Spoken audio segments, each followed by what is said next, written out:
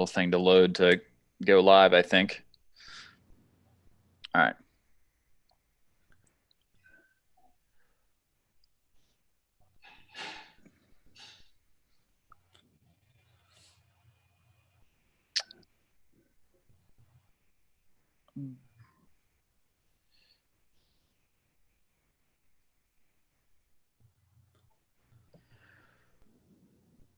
What's up, wrestling fans? And we are back with the next episode of the Home Mat Advantage Fantasy Wrestling Podcast. I am Jacob Hughley, and I am joined today by my new co-host. I know we announced it on HMA on the website, and it's been all over social media. But my new co-hosts are finally joining me today for our first episode and kind of a little introduction episode. So we have NCAA champion Seth Gross, and we have NCAA finalist Jack Mueller. So how are you guys doing today? How are you doing, Seth? I'm doing good, man. Just same old the last few months here, but yeah, enjoying it, spending some time with fiance, and yeah, not too much going on. Heck yeah. How about you, Jack? Doing all right. About to go to the beach soon. Pretty pumped about it. That's cool. So what part of Texas are you in? Dallas. How far is the beach from there? We're not going to the beach in Texas. I'm gonna go back to Charlottesville because I gotta move out and stuff. And then I'm gonna go to North Carolina, Outer Banks. So yeah, that's cool. Yeah, North Carolina's beautiful. Yeah, out there a few. Heck yeah, man. I live in Chapel Hill, and we've been here for 2 years, and we are in this awesome place where we're like 2 hours from the beach and then 2 hours from the mountains. And I've still yet to go to either one. So I don't know why I'm living here if I'm not. Get on that. I know. I got to take advantage, especially in quarantine. Like, might as well go do something. But whatever. Did you guys see last night? I don't know how, on Twitter, I think it was Twitter, you guys were, but Dylan Dennis, the whole Dylan Dennis thing last night. Who's that dude? That dude get started. Out here. Was that dude even a decent wrestler ever? Like, every time I see people posting pics, it's of him getting his freaking butt kicked at tournaments and stuff. Like, and this dude's out here just calling, freaking saying, "Oh, it's not worth my time." Come on, man. Oh, you got me. I have no idea if he was. I don't know, but he's just saying that, so he's just ducking everybody for real. And made a contract and put Keegan O'Toole's name on it. I saw that. That was awesome. I want it to happen so bad. That was so great.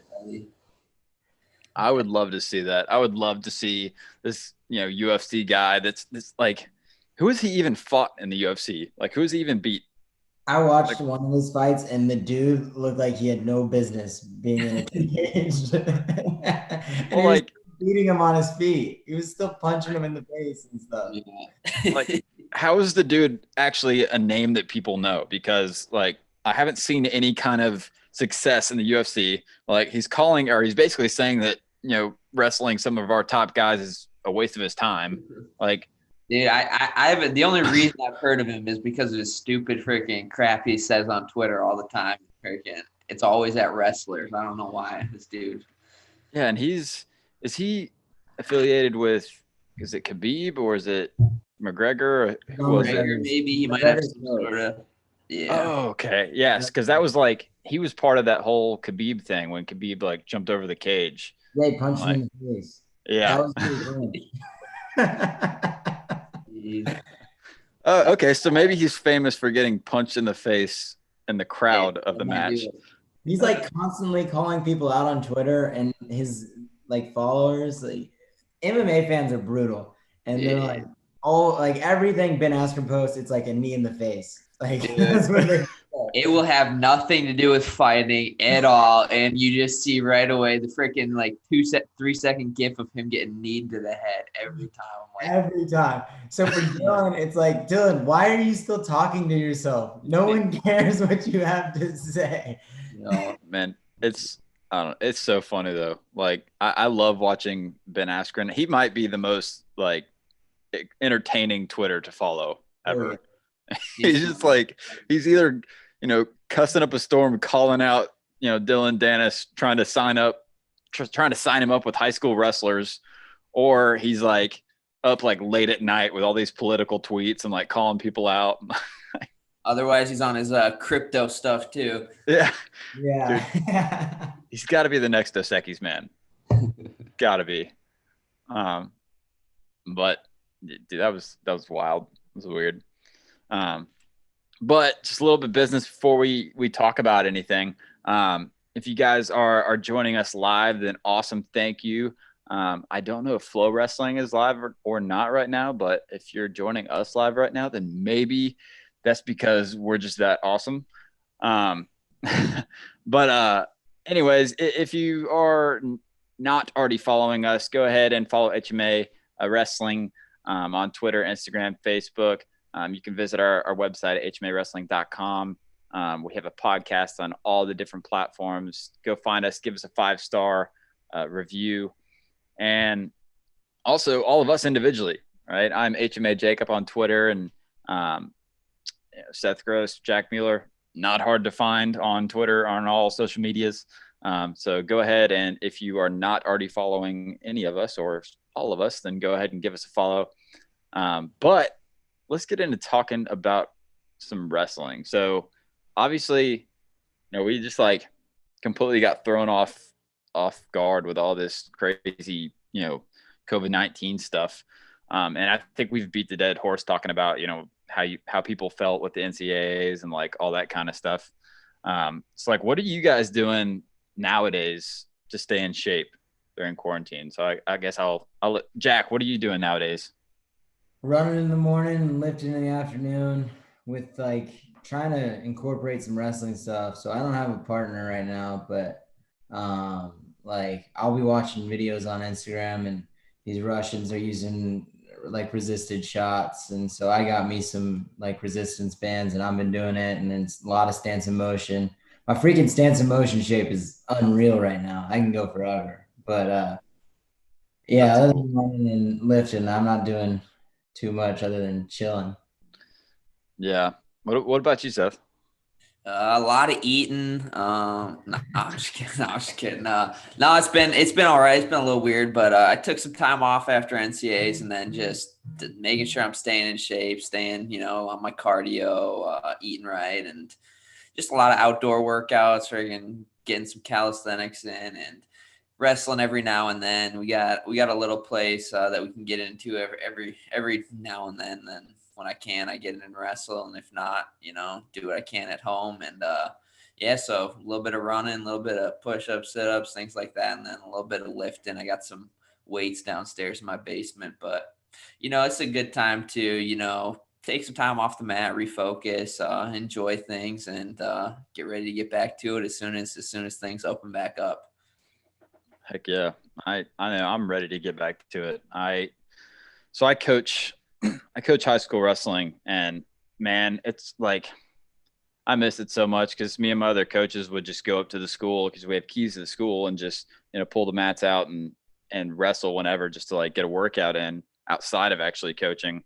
And I have a home mat, and it's awesome. But right now, like the only people that I have around are just my wife.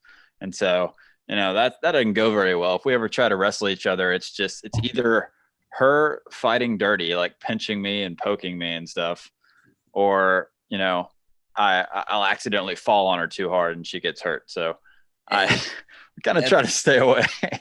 That's where I'm lucky. My fiance is a pretty good wrestler herself. So if we need to get a little wrestling in, we can get after it a little bit. But yeah, that's funny. That's funny. Yeah. I just remember like I've hurt her trying not to hurt her, like trying to go easy. I shot like a double one time on her, and I was trying to go easy because we were like, we're in my basement, and so we have a mat, but like there's also like a couch and a desk and stuff around. And so I was like trying to go easy and not like blow through into a desk, obviously. And so I like ended up falling because it's hard to shoot like super slow, it's hard not to just go for it. So like I ended up like falling on her and like my knee on her foot, and I thought I broke her foot. It was awful. But Yeah. So we don't really get to wrestle around here. But man, every time I sit around and I'm like, man, I can't do anything. I can't work out. Like what can I do? Like there's always stuff to do. Cause I remember I worked over at NC State with the wrestling team for a summer, and Obi Blanc, you guys know Obi at all? Mm-hmm. Obi's the man. And I worked with him all summer, and like he told me about growing up.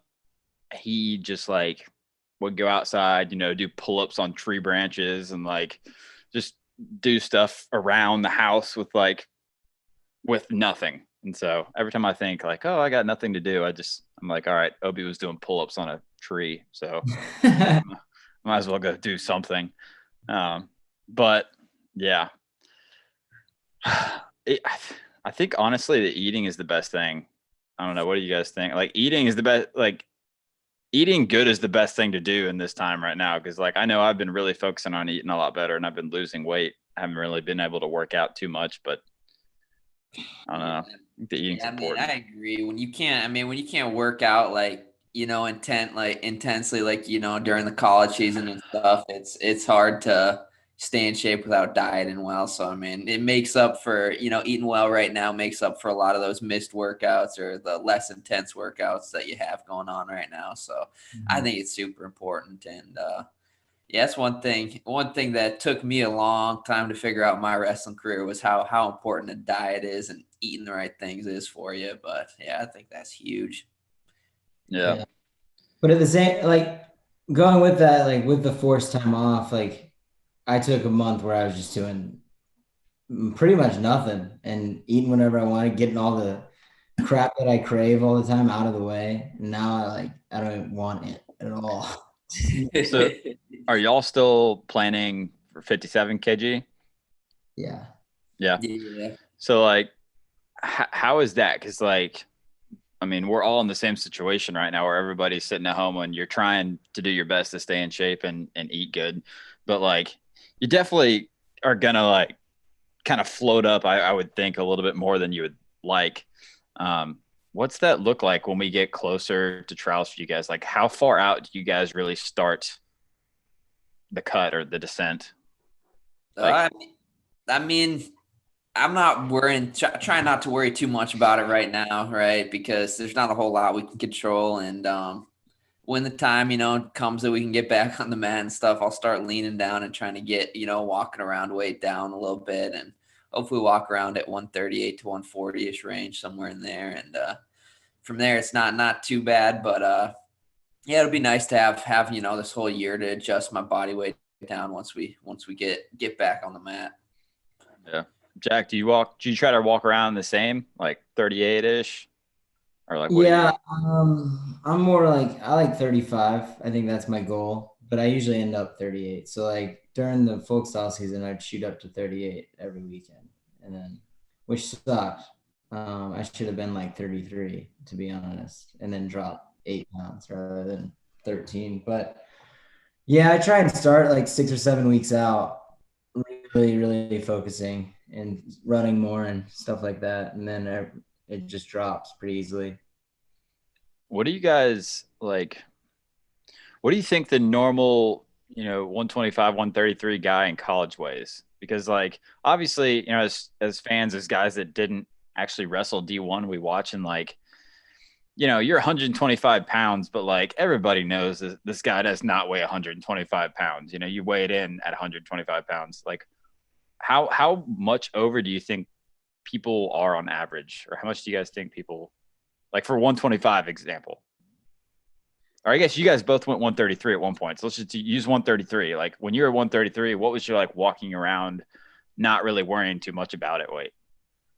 I mean, I'd say it depends on the guy and how, some guys can go in a workout and lose 6, 7, 8, 9 pounds pretty easily, where some guys just naturally, are maybe are a little less hydrated or only lose 3, 4 pounds in a workout. So I'd say it depends, what your sweat rate is. That's a big thing. And there's a lot of factors that kind of go into it, how much muscle you got compared to other. I mean, there's a lot of things, but I'd say, it's probably best to train around 7 to 9 pounds over, because then that's probably close to, after a weigh-in, rehydrating, getting on, then you're pretty close to what you're training at. And I think that you should train, at the weight that you're going to be when you step on that mat. So I think that's probably a pretty good spot to be at. I think guys that get 13, 14, 15 over, that's a little much, because then you're training at a weight that you're not really going out there and competing at. So that's kind of the big thing Bono preaches. And our nutrition guy is, it's about 7 to 9. Obviously a heavyweight's a little different, or a 197 pounder, but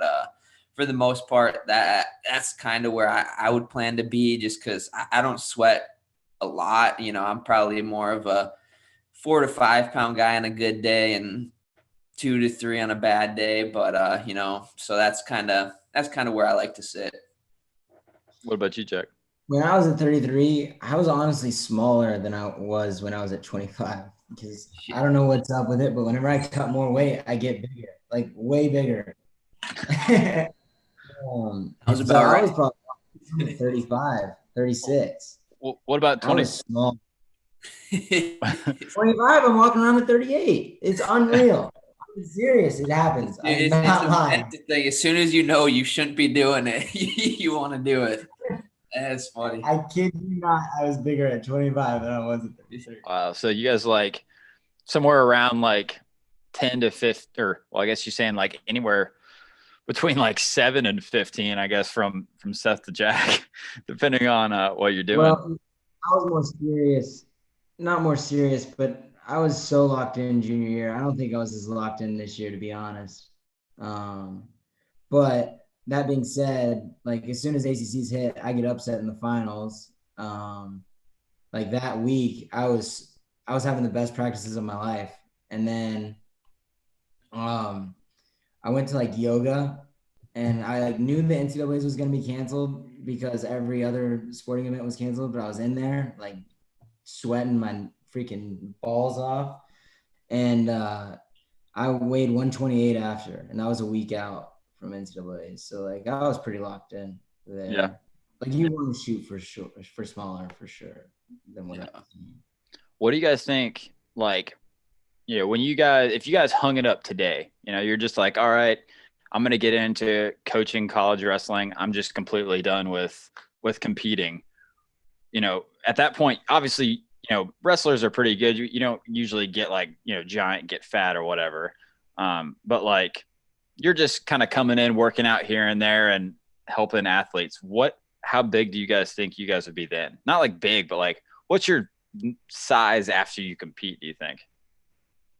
I don't know. I think I'll definitely balloon up a little bit like right after, but then I'll slowly get back into shape, get where I want to be. And being around guys like Bono and Reader here, these dudes are working out like 2, 3, 4 times a day, just jumping in the sauna all the time, going for runs. And those dudes would call me out as soon as I start getting chunky. Like, dude, you're getting fat. Come on, man. You need to get back in shape, or just say how it is. And I'd be like, yeah, you're right. And I'd get back down to shape. So I think I'll blow up a little bit initially, probably like not massive, but maybe 155 or something. And then slowly I'd probably get back.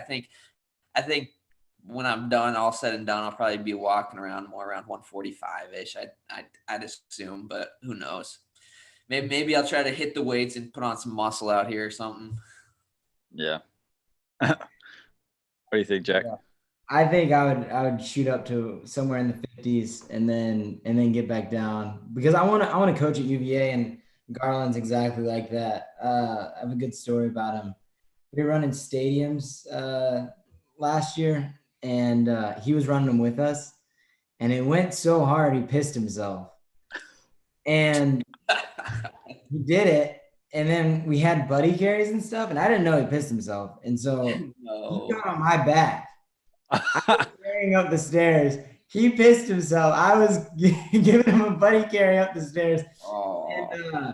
And like, I was like, sweet, like, thanks for everything, coach. Like, that was awesome. We freaking went hard. We went at it. And I heard from one of my buddies afterwards, like, did you hear that Garland like beat himself and then got on someone's back? And I was like, that's my back. It's my back. and he was wearing Trent's pants too. So he peed Trent's pants and got on my back. Yeah, that is a good story. That's awesome. Hey, that's how you know you're training hard. Yeah, no doubt. But yeah. I wanna help him. Like I wanna work for him one day. So I think like Seth was saying, if you have a guy like that that's motivating you, I mean, and that goes to the whole, surrounding yourself with, those types of people and around the type of guys that want to see you succeed. I think that it's a lot easier to stay in shape where, if I went to, an office job or something like that, it wouldn't be good. As long as I'm sticking around, wrestling around people that, got the same kind of goals as me, I think staying in shape gets a whole lot easier. Yeah. Well, that we talked about before, I kind of wrote up like a doc with questions and kind of like guide us, but that kind of like jumps down to one of the questions that I was thinking was, you're talking about like a desk job versus like coaching or whatever. Obviously both of you guys right now are, training, for the Olympics next year. What do you guys see after the Olympics? Like, are you guys in for the next cycle? Are you going to move on and do something else? Like, what are your future plans for both of you guys? I guess we can start off with Seth because we've been doing that. Yeah, I mean, I'm gonna jump into coaching as soon as I can here and start getting some coaching experience and train at the same time. So that's kind of my route. I know a lot of guys say, it's hard to balance that and this and that, but I just know, like if I get on staff and I'm with Bono and Reader, that they're going to let me train if I need to train. They're going to let me go places and train if I have to. They're going to, they're going to be good about that. And I think that I can start getting that coaching experience while training for the Olympics. And, I think as far as how long I'm going to wrestle depends on how healthy I stay, how my body's doing, things like that. But as long as I can still step out there and scrap, I'm going to keep doing it. And, but I'm going to, try to hopefully get some coaching experience as soon as I can. And, start trying to coach a team to some national titles. That's cool. How about you, Jack? I'm in for the cycle, 100%, and then I want to get into coaching. You're in for. You talking about like one more cycle, or are you talking about just Olympics? 2024. Okay. Yeah. And, like where I'm at after that, like I've been doing this for so long. I don't want to get away from it at all. Mm-hmm. I'm still itching to get on the mat, especially with the bitter taste that NCAA has left in my mouth, like I'm ready to compete. But yeah, and then I want to coach because I really get like a lot of joy out of teaching people like what I know about the sport, and whenever they execute on the mat, it's like the best thing ever. Our 57-pounder, Jake Keating, he was in a match at U23s and I was in his corner and he was getting smoked because the guy had like a vice grip, and I was like, go fake drag single, and he hit it 3 times and won the match. Like after I told him that in the corner, and I was so pumped. It made my weekend. Yeah, that's awesome.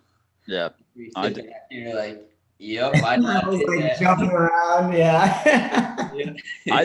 I definitely agree. Like I was really big into wrestling growing up. I was just my dad did it right. I don't know how did you guys parents guide you when you got into wrestling? I know obviously some people have the parents that are crazy on them and maybe get a little too crazy and yell at them if they lose, and then you have the other side that lets them do what they want, whatever. Like how did you guys as parents help you when you got into wrestling, or what kind of parents did you have?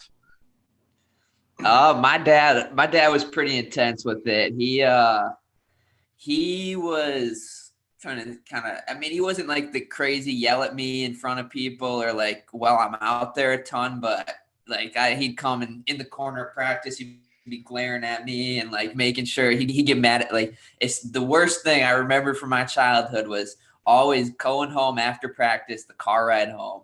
And he would just slowly, like, he would have watched practice and he'd like sit in the corner, act like he's not paying attention. And he would ask me like, so how'd you do today? And I'd be like, oh, I did good. He's like, you only got 1 takedown or something like that. And I'd be like, why'd you say you did good then? I was like, well, and he'd stick me in a corner like that. And he's like, "Are you even being serious? You grabbed the worst partner today," things like that. And then he started just staying with me after practice every day, and he'd make me like run laps around the thing and do stance and motion. And I got some funny videos of me running circles around the wrestling room when I was just crying, like, I can't do this. It was funny. I mean, he got a lot better as soon as I got into high school and stuff. But when I was a youth wrestler, man, he was serious about it, and he was pretty hard on me. I think it definitely depends on the kid a lot too, because I feel like that kind of parenting, it doesn't work for everybody, but like if you have the right kid that really does enjoy the sport and like is into it and intensely like wants to get better, then it definitely helped push you for sure. I mean, obviously you're here, so. Yeah. And I mean, I loved wrestling. I loved being around, I was there. I'd say my early years, like youth and middle school, I just loved wrestling. I loved hanging out with my friends at practice, screwing around. I mean, I was always the kid that, we're supposed to be drilling moves and I'm just trying to go live and do all that stuff. And I just loved to be there. And I mean, it's not that I didn't like my dad being there, but I just felt so much pressure, felt like I couldn't actually do what I wanted to do when he was there. And it was probably because he was probably there 75% of the practice, and probably more than that for a while. But I always just waited for the day where he wasn't there, and I just get to have fun and enjoy hanging out with my friends and stuff. But I just loved wrestling. I love being around the mat as much as I can, and being around it. That's where I created my lifelong friends, and it was fun. Yeah. How about you, Jack? How was your parents growing up and just kind of getting into everything? So my parents were awesome. They were crazy, but awesome because they did everything with me. Whenever like I went to a tournament, they were the ones driving me. They were the ones paying for stuff. Like they were in the grind just as much as I was, and I wouldn't be anywhere without them. Granted, they were crazy and they didn't understand. Like they had no wrestling background at all and no idea how hard I was going. But like my mom would drive me an hour to practice and an hour home every day for 10 years. And that's just a level of commitment that I didn't even have at the time, like she was more committed than I was. And then as soon as I like accepted it for my own, like they were so supportive, but like they were awesome. Like, I don't know if y'all know Moran at all. He's out in Ohio, coaches Team Moran. His son goes to Ohio State, Carson Carclaw. Yeah. He was like, honestly, Jack, like you would be nowhere without your parents. And he like told that to me one day. And I was like, you're so right. And I was like, they went above and beyond to make me better. And they didn't understand the limits of the human body, I don't think. But they just wanted the best for me because they knew I loved the sport. So they try to make me as good as possible. Yeah. That's cool. And it's crazy. I mean, you look back at those times, and when you're a kid, you don't really realize how much your parents do for you. It's kind of crazy. They're bringing you to 5 practices a week. Like I lived like a little too far from my high school to take the bus there. So I remember my mom would have to get up at like 5:45 or 6 in the morning to drive me to my early morning workouts. Then she'd have to pick me up at my middle school, drive me over to the high school, and then pick me up at high school. And she was just everywhere. And it's like at the time, like I took that so much for granted. Like she'd be 5 minutes late and I'd be like mad at her and like stupid things like that. And now it's looking back, it's like, wow, like she really like her life revolved around me and my siblings. Like she was so committed to giving us the best experience we could. And it's like in the moment, you don't really realize that when you're, a silly little kid just wanted to have fun all the time and do whatever you want. So. Oh, absolutely. And like, even outside of wrestling, like I feel like I'm getting to that age where I finally understand my parents and like understand this, like you're saying, the stuff they did for us. Cause like I feel like it's like every day, every other day I tell my wife, I'm like, wow, like I feel like an adult now. Like I understand why my parents did this, or like, I sound like my dad right now or whatever. But But yeah, I mean, I think I had growing up, I think I had a really good balance with my parents. Um, my dad was the one that was most involved with wrestling, and he was awesome because he just like he never put pressure on me. He just wanted me to really love the sport and just enjoy it. And when I would lose, he would give me time to like kind of cool off and settle down, and then we'd talk about, hey, this is where you went wrong, this is where you went right.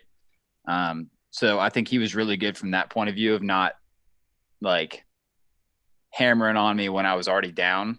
But I think at the same time, he was also really good at making sure that I was like performing my best, or like making sure I wasn't, quitting or any of that kind of stuff. Because I went to a camp when I was in 7th grade.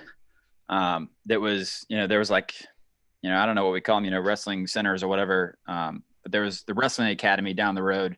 And I went, and I was in 7th grade, and I remember I weighed 150 pounds. And so I was way bigger than any other, middle school kid at that time. And so I get thrown in with like juniors and seniors in high school. And all the kids, like I'm sure you guys know, that they go to these training centers are usually pretty good, right? And so not only am I throwing them with these kids that are juniors and seniors, but it's like, one of them was a state champ, one of them was like state placer. They're all good. And so I'm just getting my ass kicked for like days on end. And it was like the 3rd day, and I'm like crying in the car, like, Dad, like, please, I don't want to go back. And he wouldn't let me quit. So, but yeah, no, I think our parents really play a big role in like your success in sports, and not only your success, but like I think just your love for the sport. Because I think if you really do love the sport and like want to give your time to it, then that's where success comes later, Mhm. So I think that's a big deal. Hate summer camps. I've always hated wrestling camps. These kids are psychotic. And I don't know if y'all have ever like counseled a wrestling camp, but that's 1,000 times worse than being in one too, because you have to deal with all that crap. I've been at some bad camps, man, where it gets to the point where you like, dude, the worst is when the parents are sitting there watching their kids like be like just wild, and they just don't say anything. They're just like sitting there reading a book or doing their thing, and their kids like jumping off the wall, like tackling everybody, and you're just like, I'm trying, man. I gotta sit down, buddy, and he's just running circles, and you're just like. And there's always that one kid that will like freaking just want to get under your skin. Oh my God. Freaking, I'll be like teaching a move, and someone will be like, "Oh, Spencer Lee, this." I'm like, "What?" Like, you're like 9 years old. Why are you talking crap to me? Like, leave me dude, yep. After my year, I lost to Corey Clark in the finals, bro. I swear, at every camp there was that kid who would have to say something about it. It's like, you're not funny. Like, stop it. Dude, camps mentally slowly just drain me. Like the first few, I'm like, all right, this ain't bad. And then you get like, once you get that real bad kid, and you're just like, oh man, get me out of here. Yeah. I always am like, I'll wait for that bad kid to say something, and then it'll be like, I'll wait to do like a power half later. I'll be like, all right, you're gonna be my partner for this one. Yeah, I mean they're fun and all, man. I like doing them, but yeah, it's mentally tough. It's good mental training out here. Yeah. But so some of the questions I had, I guess, were, for any youth wrestlers that are watching, right, kids that are coming up through the ranks and like wanting to be good at the sport, how did you guys, or did you even like set goals for yourself coming up through? And maybe not necessarily, the first couple of years, but when you started seeing like, all right, I can be pretty good at this, maybe late middle school, early high school, whenever that was, how did you guys set goals for yourself?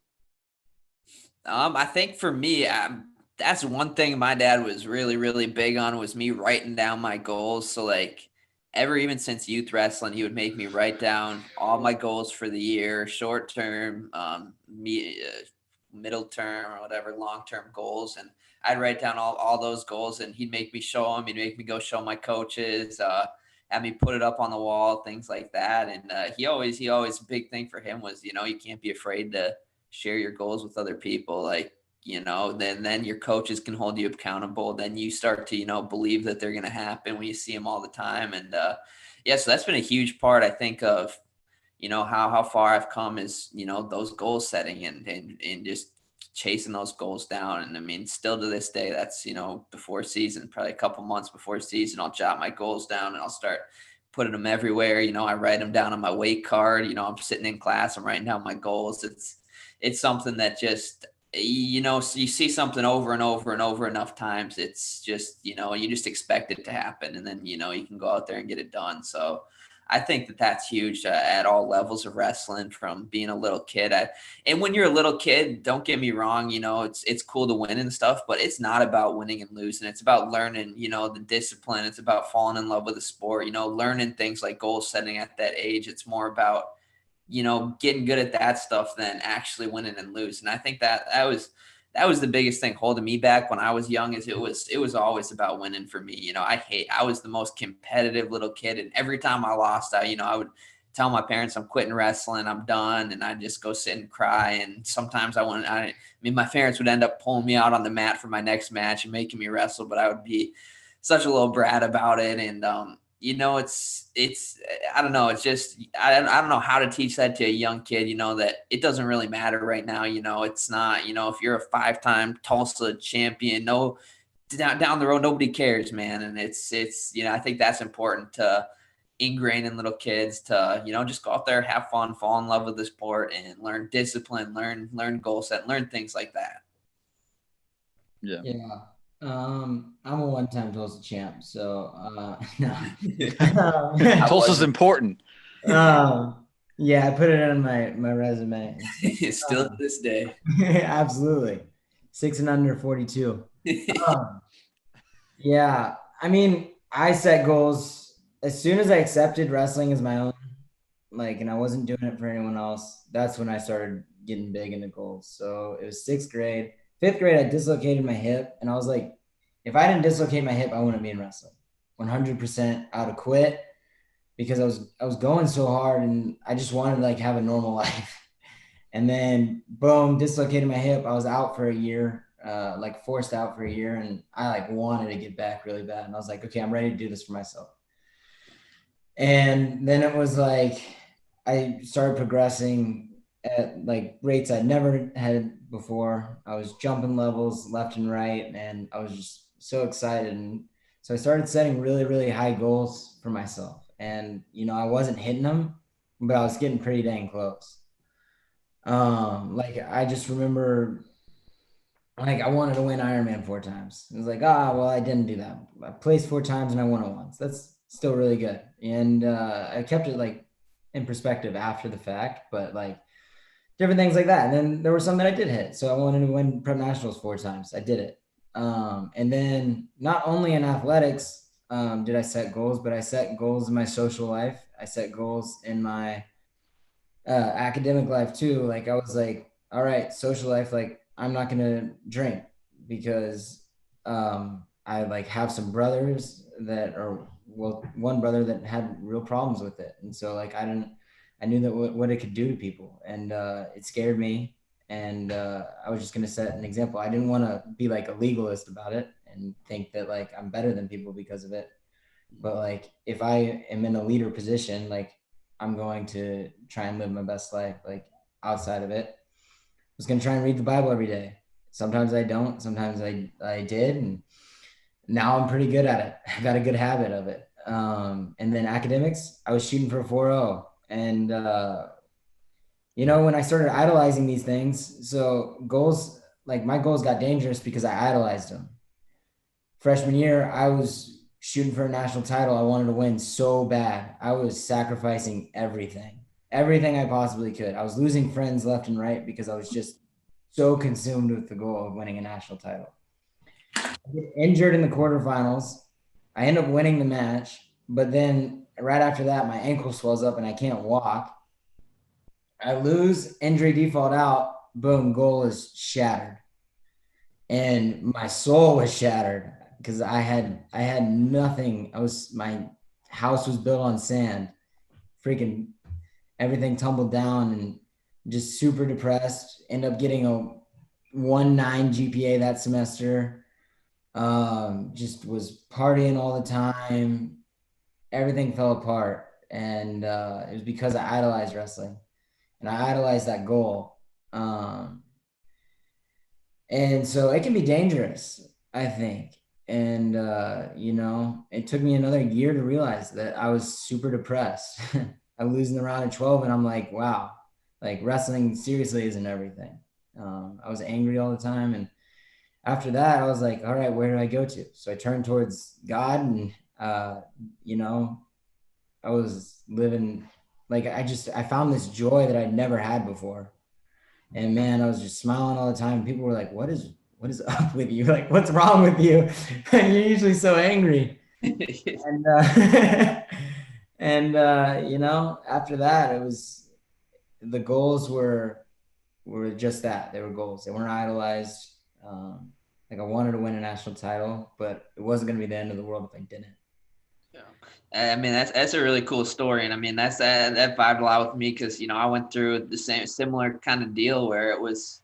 I think a lot of wrestlers, wrestling's everything to them. If they don't know what to do without wrestling, man, and it's crazy. I was there. I think a lot of people that are at the peak of wrestling are there, and then when you go through an injury, when you get in trouble, when things happen, and that gets stripped away from you, it leaves you in a dark place. And that's what happened to me. Wrestling was everything. I got in trouble or whatever, and when that got taken away, man, it was tough. And that's where I did. In those dark places, at those low points, that's where you find out what really matters, the people that matter. Your faith. You find your faith there, and that's also where I, decided, found that wrestling's not life. Wrestling's not everything. I love wrestling. I want to do the best I can in wrestling, but if I can't wrestle tomorrow, I'm perfectly content with that. Like I have a God that loves me. I got a family that loves me. I got a lot of great things going. And if my identity's in wrestling, that's not right. My identity's in my faith in God, and so that took me, similar to you, Jack. It was like, it was an obsession for me. I wanted things so bad that it was an idol to me. It was the number one driving factor in my life was wrestling. And I think that's the dangerous thing. I mean, even for people that aren't super strong in your faith, if wrestling's everything and that gets pulled away, you're going to be left, super empty. So I think that, like you said, goals are important, but make sure they're just goals. It's something you're trying to reach for, and, you're training for every day, and something to kind of gauge where you're at, but don't make it your idol. Yeah. Go ahead, Jack. I mean, like as soon as NCAA's got canceled, I was bummed for sure. Like, don't get me wrong, but at the same time, it was like my heart went out to the people that I like were in the same situation I was, because I know that there's people out there that are like wrestling's everything to them. Yeah. I'm sure that there were some seniors that wanted to be an All-American, win a national title, and like without it, they weren't who they like. That was their identity. Yeah. What their goals were. And it's like that's what hurt me the most, I think, was just thinking about those guys.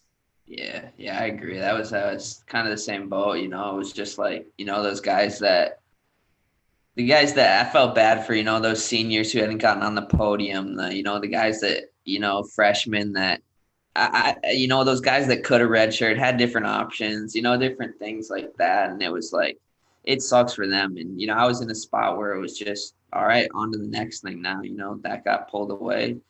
What's next? So I think that, having that mindset helps in a lot, outside of wrestling, it helps in, every aspect of life. So I think that's a good mindset to have. Yeah. And I think that people, that word mindset's really important. And I've been listening to, I know both of you guys have been on Bash Mania podcast. I've been listening to that a lot lately. And I think the like common thread between all of you guys, all the different, successful college senior level athletes, is that, when most kids are growing up and they're in any sport really, but especially in wrestling, I feel like you're all like you're saying obsessed about winning, right? Obsessed about winning, and like it evolves a lot of time into like being scared to lose, right? And so it's just like a fight with like winning and losing, and it's not actually about enjoying the sport, the process, all these kind of things. Like a lot of you guys are saying on different places, different podcasts, different things I've listened to is it's not really about the wins and losses. It's about like enjoying the process and just like what I'm trying to get at is like, if you had a high school wrestler or a middle school wrestler that's coming to you and they're saying, hey, I'm really scared to lose, or like, it's all about winning for me or whatever. Like, what kind of mindset would you tell them that they need that is better to have? And like, how do you get to a mindset like that? You guys understand what I'm saying? Yeah. I mean, I would say love to lose, love to fail. It's a hard thing to learn, but that's one of my favorite things. When I fail, I don't go out and try to fail purposely, right? I'm putting my best effort in. But when I do fail, right now I got something, I got something to get better at. I got something to work for. And that's in every aspect of life, right? If it's a business thing, if it's a school thing, you don't do quite as good as you wanted to, you figure out why, you kind of dissect the situation and figure out how can I be better now. And I think that, all the people that, are the best at it, Michael Jordan's, famous quote about, all the shots he did take, and I don't even know what the quote is now that I'm in the moment, but anyways, all the greats, they got good in those situations and they started winning because they failed so many times over and over and over and over. And you just got to start to love it, right? You got to love to maybe not the best feeling, but you got to love to fail and figure out, that's part of the process, and that more growth will come from your failures than, winning ever will. I think with that, it's like, I was definitely one of those kids that was scared to lose. And like, I was happier with a 3-2 win than like, you always say like a 10-8 loss. You'd rather have that. Man, I just started focusing on like outside of wrestling, like what do I have going for me? I mean, I had so many things going for me that it was like, there's no reason to be nervous. Like, why am I nervous? Why am I so terrified of this next match that no one, like, hardly anyone cares about, right? Like the sun's gonna rise again tomorrow. I'm still gonna have parents that love me. I'm still gonna have a family that loves me. I'm still gonna have a God that loves me. I'm still gonna have coaches and teammates that still love me too. So like, even if I lose, the people that should care about it are still gonna care about me as a human rather than just my results. So I put it in perspective, and then it was easy. I was just letting loose, scoring points left and right. But I was terrified. I mean, terrified to the point where Kendall was coaching me when I was young, and he'd be like, hey, Jack, let's get fourth this tournament, huh? And I would like freak out on him. I would like what are you talking about? Fourth? We're winning this. Like, and he would like do it like right before my matches. Like, I'm in my like shirt and singlet and that's it. Like, yeah, let's lose this match, huh? No, that's awesome. I love it. You're trying to calm me down, and I was like getting so worked up, and it took me forever to realize. It took me like college to realize that, because I was terrified of losing college. Yeah, that's my dad would do. He would say, he'd always say, I don't care if you win or lose the match, but you need to score 10 points, things like that. Like, it doesn't matter. Figure out how to score. Like, he would get so mad at me if I would go out there and like win 2-1 or win 1-0. That would make him madder than anything, right? He would just say, go out there. Like, if I took a guy down and rode him forever, he'd get mad. It's like, go out there. It's a good mindset, take a step back and kind of look at it. But you're getting so much better when you're going out, even if you give up 4 takedowns, but you're trying things and trying to make them work in a match situation, you're just improving at such a higher rate than if you go out there and win a 3-2 match and win a 5-4, things like that. Where if I go lose 20-18, but I learned, how to take this guy down this many times. All I got to do now is go back and clean up why I did give up points and those errors I did make. It's a lot easier to fix up somebody that can score a lot of points than take somebody that's doesn't have, that's kind of timid and not scoring much and teach them to score. So it's like, have that wide open style, fail over and over, but now you're learning what work. You're slowly learning the things that do work and the things that don't. But when you're not trying those things, right, you're not learning and you're not you're not figuring out how you can score points. So that's kind of how I kind of developed over time, but it was definitely like that for a while where I'd be like, what do you mean score? If I score 10 points, but lose, you're good with that. But if I win 3-2, you're going to be mad. Like what? Like when you're a kid, it's so hard to understand that, but it's spot on, man. I mean, it's the right mindset to have. Yeah. I think it starts in practice too, right? So like, man, I was like so focused on winning the go. So 1 minute go, I'm winning it. I'm gonna get a takedown, I'm gonna ride him out. And then it was like I had good coaches, and they were like, Jack, what are you doing? Like you can get 5 takedowns in this 1 minute. Why are you only getting 1? Mhm. And man, I was so focused on just getting the win. Gotta win. And like even in college, it was bad. Like I would say up until my senior year, I was like, I gotta win this go. Like I'll wrestle Louis and it'll be like a 5-0 match. I'll win it, but like takedown, escape, run away for the and then I was like, open up. And so I did, and scored a lot more points. Yeah. So Yeah, I think one of the guys that I think does that really well, and that I try to point out to my wrestlers of the last couple of years is Jason Nolf. I really like watching him because, when you think of, a guy like Jason Nolf, right, it immediately pops in your head. He's a 3-time national champ. Basically nobody beat him, right? I think Isaiah Martinez was the only guy that ever beat him in college. And so you think, wow, this guy's amazing.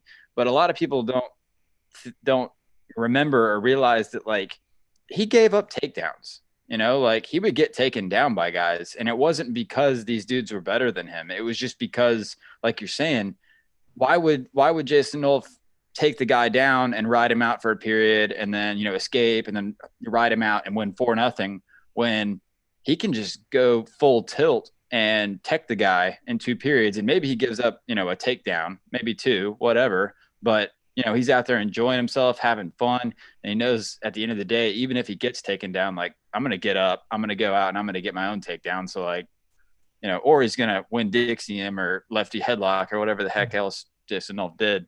I was just thinking about the Buffalo match where the guy does like the like shimmy after he takes him down, and then he gets like freaking his head ripped off. That was brutal. That was funny.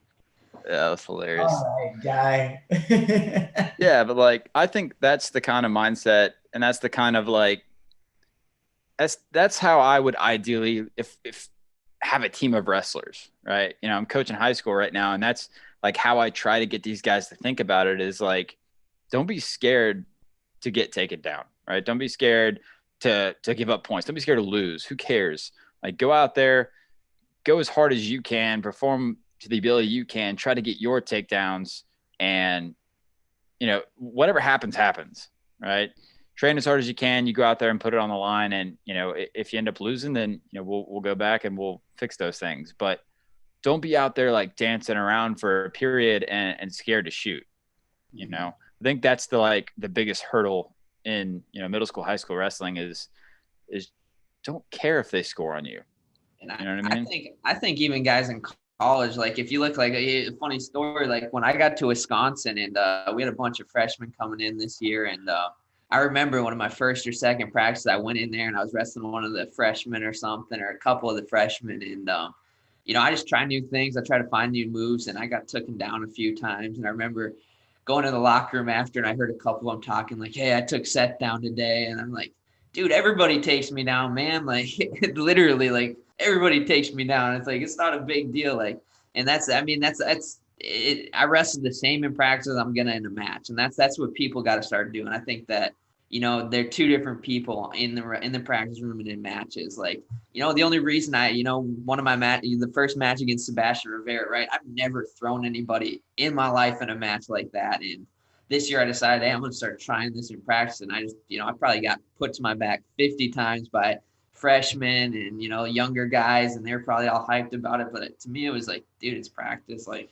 maybe it's a little confidence booster for you to score off of me trying to launch you or whatever. But I'm learning, I'm figuring out why that throw didn't work, and now I'm gonna change it up a little bit and get it to work. So I think that that you got to figure out learning to let it fly in practice is just as important as to do it in a match, and I think that it's tricky to teach. I think that even at the college level, so many people are just so comfortable doing the things they've done their entire wrestling career. It's so hard to, break them out of their comfort zone and try new things. Like, our 74 pounder is really good. And I like, he just always, as soon as he gets in a match situation, he does the same things over and over. But, in practice, you see him do all sorts of different things. And when you're drilling and doing technique, he's got all this stuff he can do. But as soon as it's, a live situation or a match situation, it's just like he sticks to the 2 or 3 things he's done forever. And I think that's a hard thing to break out of. I think that's something that's really good for younger guys to hear from guys like you, is that like, Seth Gross, Jack Mueller, they know you guys because they've watched you, on ESPN the last couple of years and all that kind of stuff. But like, you guys get taken down, and you don't get taken down in the practice room just by like the head coach or by like, the senior level athletes that are winning world titles, right? You get taken down by the freshmen that just came in, and it happens. And that's because of that style that I think that is best to kind of get into, like you're saying, is just like, let it fly. Wrestle, like you're saying, wrestle like you do in the practice room, out on the mat. That's the biggest thing that I've struggled with in my first, like, I think 5 years as a coach, is like trying to get that instilled into kids, but I don't know. Do you have anything else or anything to say, Jack, about that? I think we kind of let Seth talk a lot, but I kind of cut you off. I'm still struggling with completely letting it fly. Like, I still take pride in the fact that like I can score 100 points and not get a point scored on me. Yeah. And it's definitely an issue, because if I do get taken down, like, it's still like a thing where I'm like, man, like, what did I do wrong here? But like, with scoring a lot of points, you are gonna get taken down for sure. And it's nice being taken down, because it's like, okay, what happened? And then it's like, I talk to them, like my partner, I'm like, what'd you do there? Like, help me in this situation. And I think it's also awesome too, like you're saying, it's good getting taken down, because not only do you learn from like how you got taken down, but then you can see that, you got taken down, but you also got away and took them down. So like, it's not the end of the world. Who cares? Exactly. And I think that it's just something I've always struggled with. I'm the youngest of 4 brothers, and whether it's a video game, a card game, whatever, like, I want to crush the opponent, like, I don't want to just beat him. I want to crush him. I want to tech fall like that. I like tech so much more than pens, because like a pen can happen to anyone. You're not going to get teched by everyone. You tech someone, you own them pretty much. You don't get caught in a tech. Yeah. You don't get caught in a tech. And that's always my goal, is get a tech fall. And I shouldn't do that in practice. Like, I shouldn't be going for the tech in practice, but I should be trying to score 100 points, score 1,000 points. And like, something that I've always thought of is Dan Gable would say that he would like go in with like thinking of one move that he like wants to learn, and he would do it until he like completely got it. So he would fail at the beginning, and then he'd fail a little bit in the middle, and then he would not fail by the time he was done learning that move. Have you guys read his books? Yeah. Have you guys read his books? I haven't, but like, I've heard. Oh man, I would definitely recommend it. They're awesome. I mean, the dude is crazy. He's absolutely insane. Like, it's basically just a book of stories of Dan Gable's life, and it's insane. I mean, like, it talks about like in several instances, he would be so intensely wanting to train and like just get in the best peak physical condition he could get in, that like his friends would want to go out to eat one night, and it would be in town, and it'd be like 20 miles down the road, and he was like, well, like, I want to go with them and like spend some time with my friends, but also like I got to find a way to like make this get me better. And like, they would drive into town, and he would run behind the car the whole way to town, and like, it was just insane. Like, the dude is a robot. I mean, like, I would definitely read it. It's cool. There's people like that. All the greats are like that. So like, Kerry Collat he said that whenever he would park his car, he would find the most outrageous parking spot so that he would have to walk the furthest distance he could to like where he was going. Or if there were stairs, take the stairs. Um, John Smith working out at 2 a.m. on like an atom dummy, hitting his low single. Just people like that. Like what is your crazy niche gonna be, you know? I have a friend like that here that he's not even, an athlete or anything. He's actually in dental school with my wife. But he wakes up every day at 3 a.m. and goes on a run. Like just to like, for one, stay in shape, but I guess like kind of also mentally, like that's like a mental strength thing for some people, I guess, is like, I can do this. Yeah, I think all those things more than, obviously it helps you physically and stuff, but I think more than anything, it's for giving you that confidence that you're doing something that nobody else is doing. And I think you wear that confidence and that kind of gives you that pep in your step to go out there and really put it on guys where, I did this and you didn't. And I think that helps more than, did Kerry Collette walk into his car, walking, ridiculous ways? Did that really give him a physical edge or did it give him that mental edge where, I know this dude didn't do it? I think that's an interesting thing to kind of look at is, was it the physical gain that you got from walking or was it just something you didn't, that nobody else was doing? You got to know Colette's like walking to the line and like an Olympics match or something. It's like, I know this dude doesn't park farther than me. I know. That's a like Bono's thing was always he would go in the room late at night, shut all the lights off, and just freaking shadow wrestle forever. And he would do it at like a time that he knew guys overseas weren't doing it or something like that. And he'd just shut the lights off and shadow wrestle for 30, 40 minutes straight, and that was his thing. So I mean, I think everybody has their thing that they feel separates them or sets them apart, and I think that you need to believe that mentally to actually go out and do it. Yeah, You guys like have any weird things that you guys did? Or like, not weird, but like things that you did that you're like, I know nobody else is doing this. Or is it I just don't know. hard work? I don't know if like everyone was not doing it, but like I would try and make sure I was staying after practice for 30 minutes doing something. Um, Whatever that may be. And then I mean, I was running sprints pretty much every day on the treadmill after lifts, after wrestling. Was I doing it because I wanted to get a mental edge, or was I doing it because I was fat and needed to make weight? Like I think that I was at first it was in the like with right intentions, and then like after I was like, man, this sucks. Like I have to do this. Yeah. Did you do anything, Seth? Um, I mean, I'd say one thing that I think gives me an edge and makes me, yeah, I think I pride myself on my kind of my grip strength, and that's a huge thing that I think that is super underrated in wrestling. It's just grip strength. You see guys get to my legs, but I'm holding on to one of their wrists and I can lift it. Just things like that. I think that's one of the most underrated things. That's one thing I always growing up from when I was a kid was there was always grip strength. My dad would put me on the after practice, I do this. There's this thing called Monster 88. It was like 88 ropes, and you'd freaking go on that, and then I'd go climb the tall ropes, and it was always grip strength for me. That was kind of the thing that I felt helped me a ton. It was just insane. Still to this day, my 2-on-1, my tilts, and everything I do kind of revolves around my grip strength, and I think that's always been kind of my thing. So. Mm-hmm. Yeah, you want to get good on top, work on your grip. 100%. Even when I'm riding legs, I'll get off the mat and like the only thing that sore is like my forearms. I'm like, what the freak is going on? Yeah.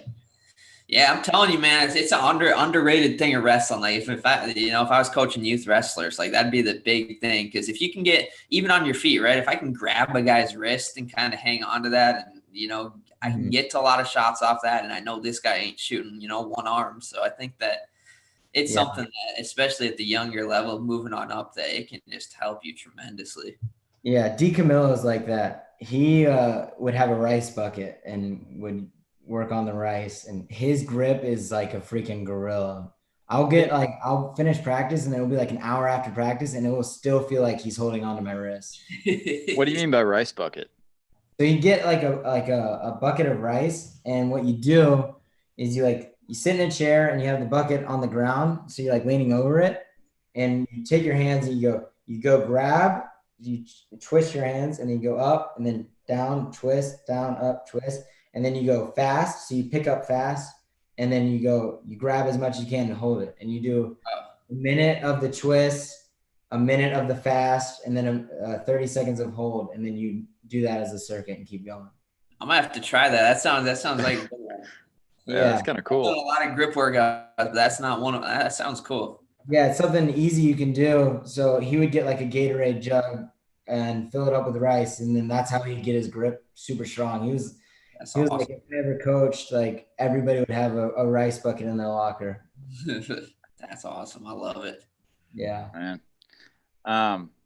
Cool. So I think I wanted to like change gears a little bit. And I think that you guys have probably talked about it, somewhere out there on, in the crazy internet. But as far as like when you guys, after high school and you started getting recruited, who recruited you guys? Right? Just like, first of all, who recruited you, and like where, I think it's interesting. Obviously, we know where you guys ended up, right? Like we know that Jack ended up Virginia. We know Seth ended up at Iowa and went to South Dakota State, and then went to Wisconsin.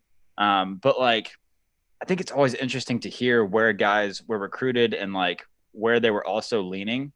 Like I think I heard on maybe Bash's podcast, Vincenzo Joseph talk about that, like Iowa was kind of coming after him really hard. And like just thinking of Vincenzo Joseph in an Iowa singlet, it just like it breaks my mind. So I think it's kind of cool to hear that. So where were you guys recruited also, and like where were other places that you were considering? So I was out of high school. I was recruited in I think I took 5 recruiting. No, 4. I don't know if I took 4 or 5, but I think the top 5 were Iowa, Minnesota, Oklahoma State, North Carolina, and Nebraska or something like that. And I Should have don't been a know. Tar Heel, man. Should have been a Tar Heel down here. Actually, so that was kind of that was just like my favorite football team growing up. I love the Tar Heels, and then Colette was out there, but the visit didn't go too well, so it kind of shied me away from North Carolina. But and then Colette ended up leaving, so it's probably a good thing for the time. But because they had that little short area where they didn't really have much there, but they've done a good job. But I'd say Oklahoma State it just wasn't my style when I went down there. Like I liked it. I liked the guys down there, but it was I don't know, it wasn't quite up my alley. What's the deal there? Because I feel like that's the same thing for a lot of people. I feel like a lot of people are like Oklahoma State's culture or program, whatever they got going on there. It sounds like it's different than other places. Like, To speak of my experience, I just remember that they took me to like square dancing that night, and then like there's a whole bunch of great country people, and I don't know, it was just interesting. I just didn't, that's something I wasn't quite used to, and it was a little. I mean, like I said, the guys were cool, they were great, but it was just not.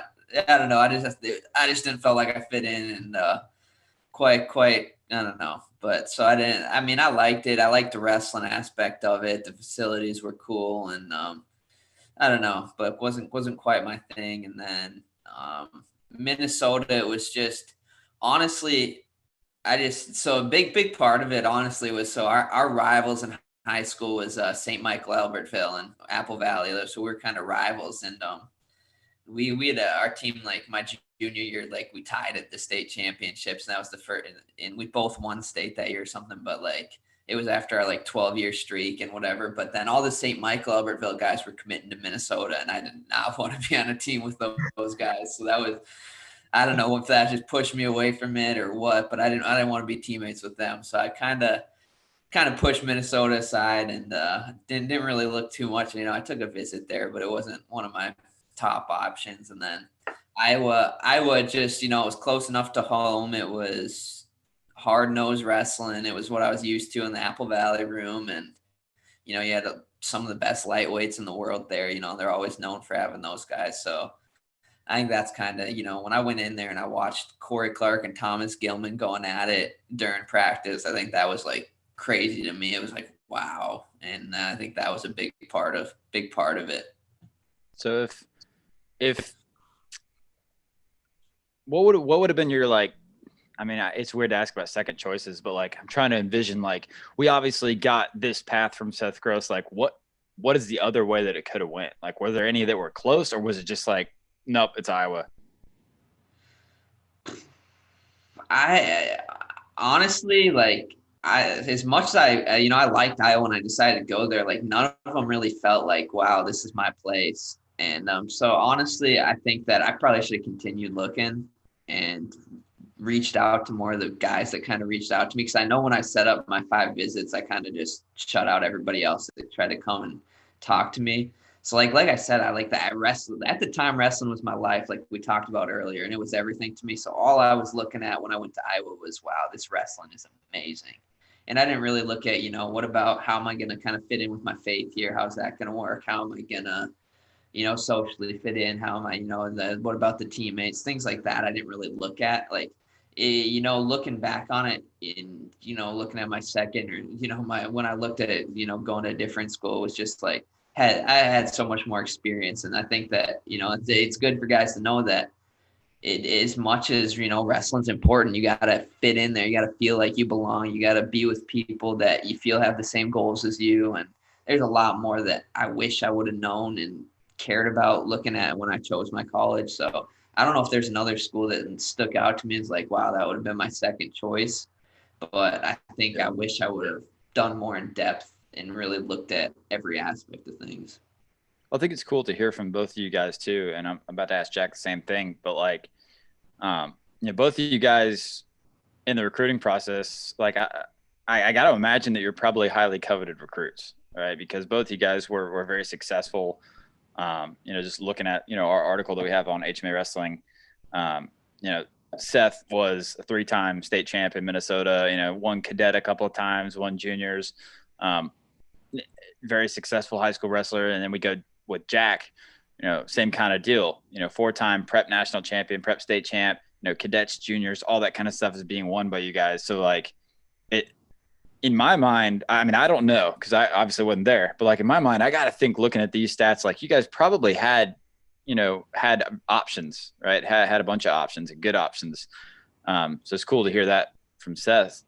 On the other side, Jack, what drew you to Virginia, and what were other places that you were looking? Yeah, so Virginia, like I don't know if y'all have ever been to Charlottesville, but it's like voted one of the happiest places on earth. It's beautiful. The campus is great. Actually, we call it grounds because we're better than everyone. But no, I'm kidding. Coach Garland is the man. Like I knew right away that this guy would freaking give his left arm for me. Like sacrifice everything, and he did. He honestly did. He has a broken neck, and I kid you not, he was working out with me every day for the weight cut. So when I was in a pissy mood, he was going with me. He was my guy. And so like there were times where they would be like, I would like club him too hard and he'd club me hard and we'd like, are we gonna fight? He was like, and then he would wake up and before church pretty much every week we would freaking go an hour grind match, me and him, and it would be just us in the room, hour grind match, and then we ride to church. And he was just he sacrificed everything for me to be great. And he's just unbelievable, salt of the earth man. Like friggin', as soon as I met him, I knew that that's like where I wanted to be. I wanted to be at a place that was like a family. And like, although it really wasn't when I got there, but it is now. They just kind of missed on a few recruits, and it hurt the culture a little bit. But like as soon as I met Coach Garland, it was unbelievable. And then like at the time, Jordan Lean was there. He's awesome. And then we had Mark Ellis too, who's with FCA Wrestling, great guy. But then we got Trent and Travis, who are unbelievable wrestlers. Both made world teams. And then also like they're so cool. Like they're just really cool guys. Like I'm like getting ready for the national finals, and Travis comes up to me. He's like, listen to this motivational song. And I'm like, okay, like whatever. What is it? and it's Shallow from freaking. I'm like, what are you doing, Travis? Like, I'm about to get ready for like the biggest match of my life, and you're freaking playing Shallow in my ear. Got Lady Gaga. Yeah. It's like, hey, man, I hope you don't mind, but we changed your walkout song. This is it. Yeah. And then like another story is like we were at ACC's, and the night before I'm like hurting from the weight cut. The night before, like sleeping it isn't a real thing. Like I pretty much went an all-nighter the 3 nights at NCAA's every year. I was at 25. But so he's like, Jack, give me a hug. And I'm like, no, get away from me, Travis. Go away. I don't want to be near you. And he like tried to force me, and I like shoved him. And he was smiling after it.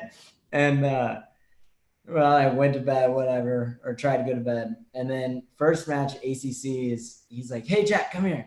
I'm like on the mat, getting ready. 125's out there, in my same gear strapped up, ankle bands on. He's like, come here. And I'm like, oh, all right. What do you got for me? He like grabs me and hugs me on the mat. That's funny. I just started like laughing right before the match. But yeah, it's like coaching staff, like they're role models for my life now. They're unbelievable people. And then so the other options were Michigan. I'd always loved Michigan because my brother kind of got screwed at Ohio State, and so like in like spite, I was a Michigan fan. I was like Michigan this, Michigan that, and then he transferred to UNC, and that happened to be another one of my top 5. I always loved Chapel Hill's amazing. Like it is so beautiful. It's like the second campus in the country. I think I've obviously mentioned it before, but that's where I live. I live in Chapel Hill. Yeah, you mentioned it earlier. Yeah. Oh, I love it. It's awesome. And then Northwestern, and then Lehigh. I really like too. So academics were huge for me. My dad really pushed it, but he said no Ivies because like there's no like scholarship there and stuff. And so it really came down to UVA, UNC, and Michigan. And honestly, when Kerry was there, so I committed as a junior. When Kerry was there, if he was going to get the head coaching job, I'd have probably committed before I even visited these other places, because I'd worked out with Kerry before. There were like I would go to camps, and he would be there, and he would like wrestle me for like an hour and a half straight, and like I freaking loved it. He would kick the crap out of me, but I loved it. And my brother got married in Chapel Hill. I went to work out with Kerry, and my parents dropped me off after the day after the wedding, and he was like, all right, come back in a couple hours and we'll be done. I'm like, help. Thought it was done. 2.5, 3-hour private. It was just so awful, but it was amazing at the same time. Like, I don't know how to describe it. I just really like Kerry, and yeah, I'd have probably gone there even before I visited these places. I really wanted a good coach. That was my biggest desire when I was looking at schools.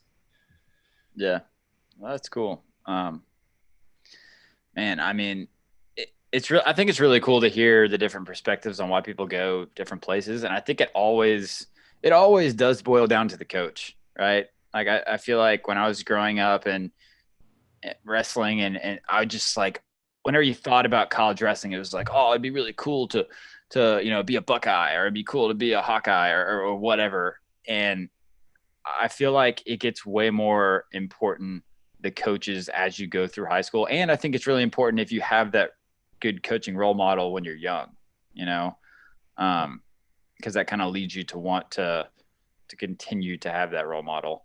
Like you're saying, like your coach Garland doing all the workouts with you. I know that when I was growing up, before I hit high school, my dad coached me my whole life, and he was awesome. I mean, I remember cutting for schoolboy duels, and I was 10 pounds over the day before, and my dad literally did everything with me. Like we ran, we sat in the sauna, we biked, we did all kinds of stuff. We were up like till like 3 a.m. just working out, and like not only was he pushing me to do it, but he was literally right next to me. I think that that's really important in finding somebody like that when you're choosing, a program whether it be college or if you go into, special high schools or all that kind of stuff. That's super important. But do you guys have any? Something like that too, like it's much easier to follow someone like Yeah. that.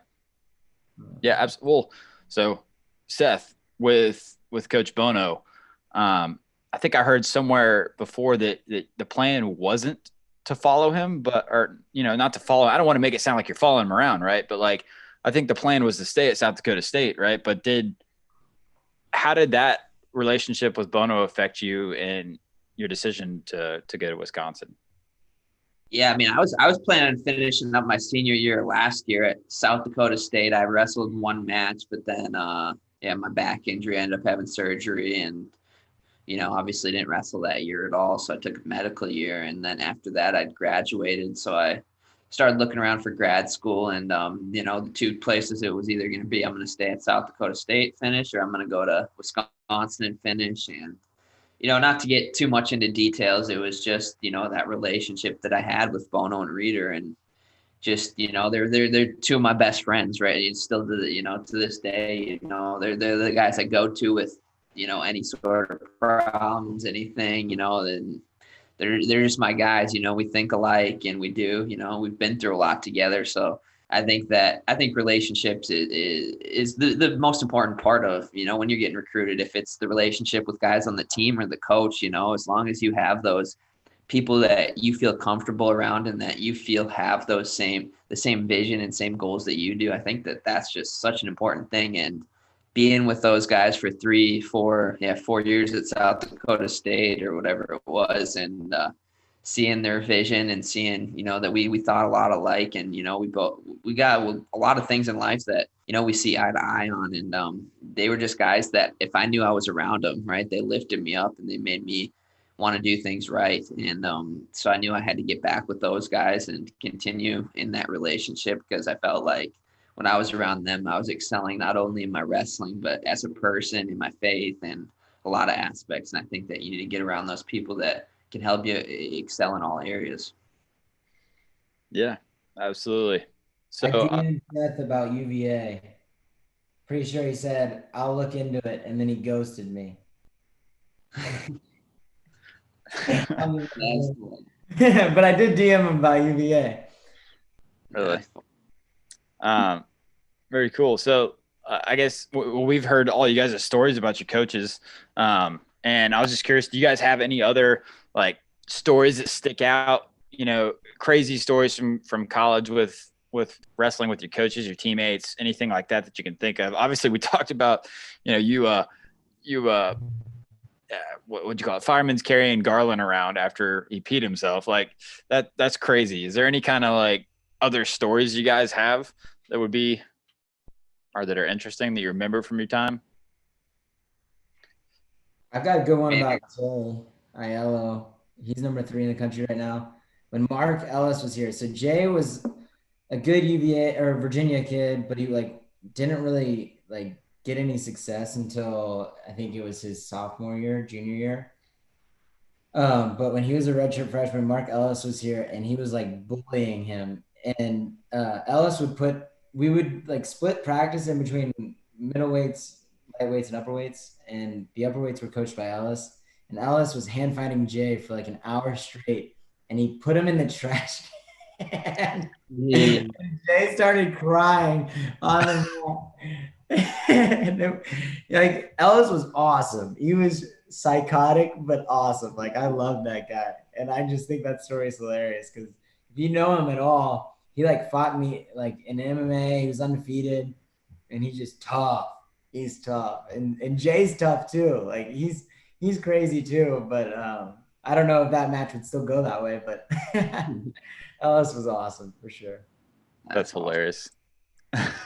Just bullying a college wrestler around the room and putting him in a trash can. That's a whole level of disrespect. Yeah. I don't think it would go that way now because I really think Jay's got a shot to win a national title this year. And he's going to be, what year is he this next year? He's senior. He's going to be senior. Especially Colin Moore's gone. I don't think that there's really anyone there that that can beat him. So who was there? The West Virginia guy. What's his name? Which Noah Jake has a Adams. win over. He beat him Ben not Darmstadt. last year. Darmstadt. Yeah. Yeah, it'll be interesting for sure. Those 74 to 97 is an interesting. Yeah, they have been for a few years too. Yeah. Like wide open, like any of those like top 10 or so could freaking show up and win it. 100%. I think that some of the lighter weights are more closed off, but yeah, those weights are definitely open. Yeah. So, do you have any stories, Seth, or I can move on to talk about something else? I'm trying to think. I mean, I'll tell another one.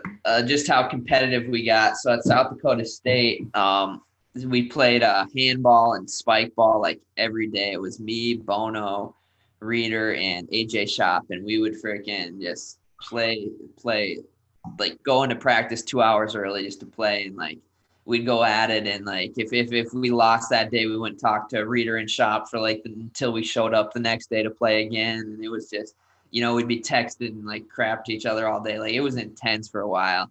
And we also play, so it's spike ball and handball. And one day we were playing handball, and it was me and Bono versus Reader and Shop. And it was like they'd won the first game, we won the second game. It was in the third game.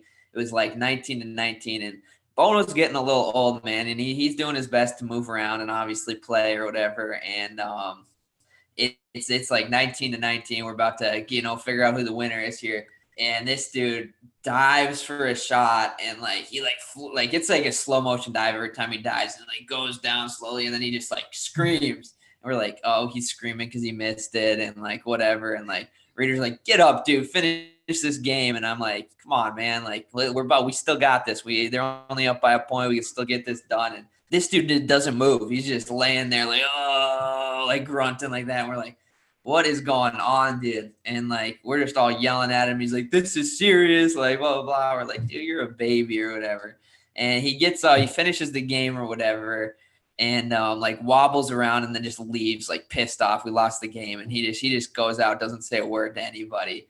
And then the next day, this dude's entire leg was like dark purple. His calf, I don't know what happened, but like when he dove, his calf, like I don't know what you call it, but it like balled up. So it was like super high in his leg. He's got a picture of it, but like legs straight purple. And like we all thought he was freaking joking. And this dude was like for the next like 2 months just hobbling around, like couldn't walk straight. And his philosophy is just ignore it, it'll go away. So he never got it checked out or anything. He just freaking, and still to this day, like his I think it's his right calf is like way higher up than his left calf. Like his left calf looks normal and his right calf is just all bunched up high. And he just never did anything about it.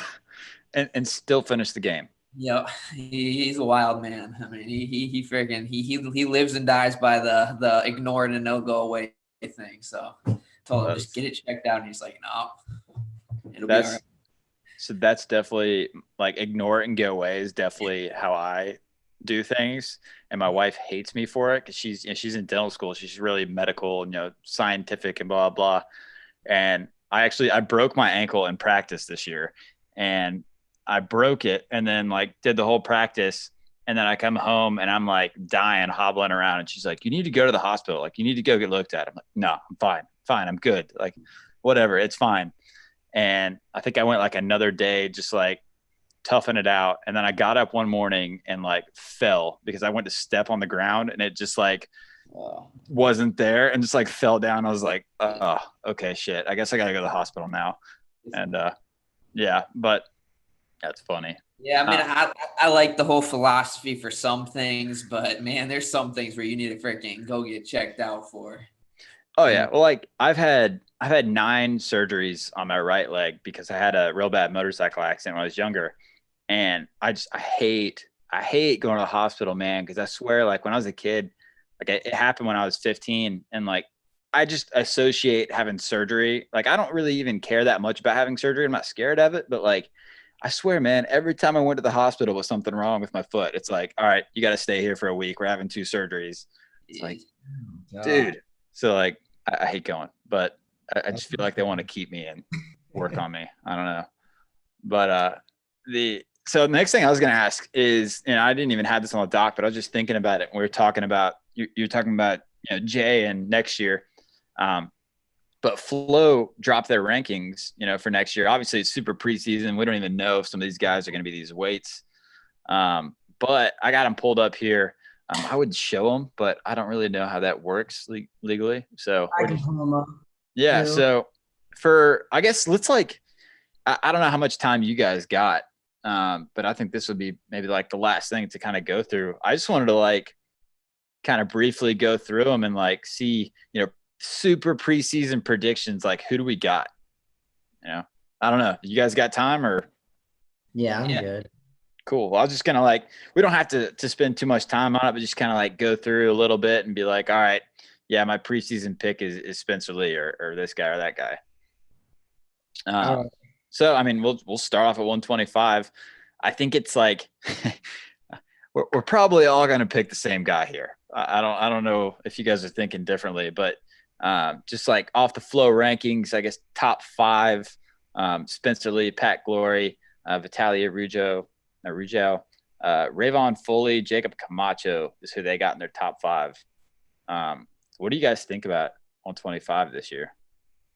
I mean, it's Spencer's to lose. He's the man right now. I think that maybe there's a conversation if somebody did end up going down like Mitchick or Fix or something like that. If they're going 57, if they feel like 25 is a better option, but with that, I'd say his toughest competition. I mean, I don't know. I think Vito could give him a decent match. I think there's a few guys in there that could score some points on him, but at the end of the day, his top wrestling, his mat wrestling, I think is just hard for these guys to handle.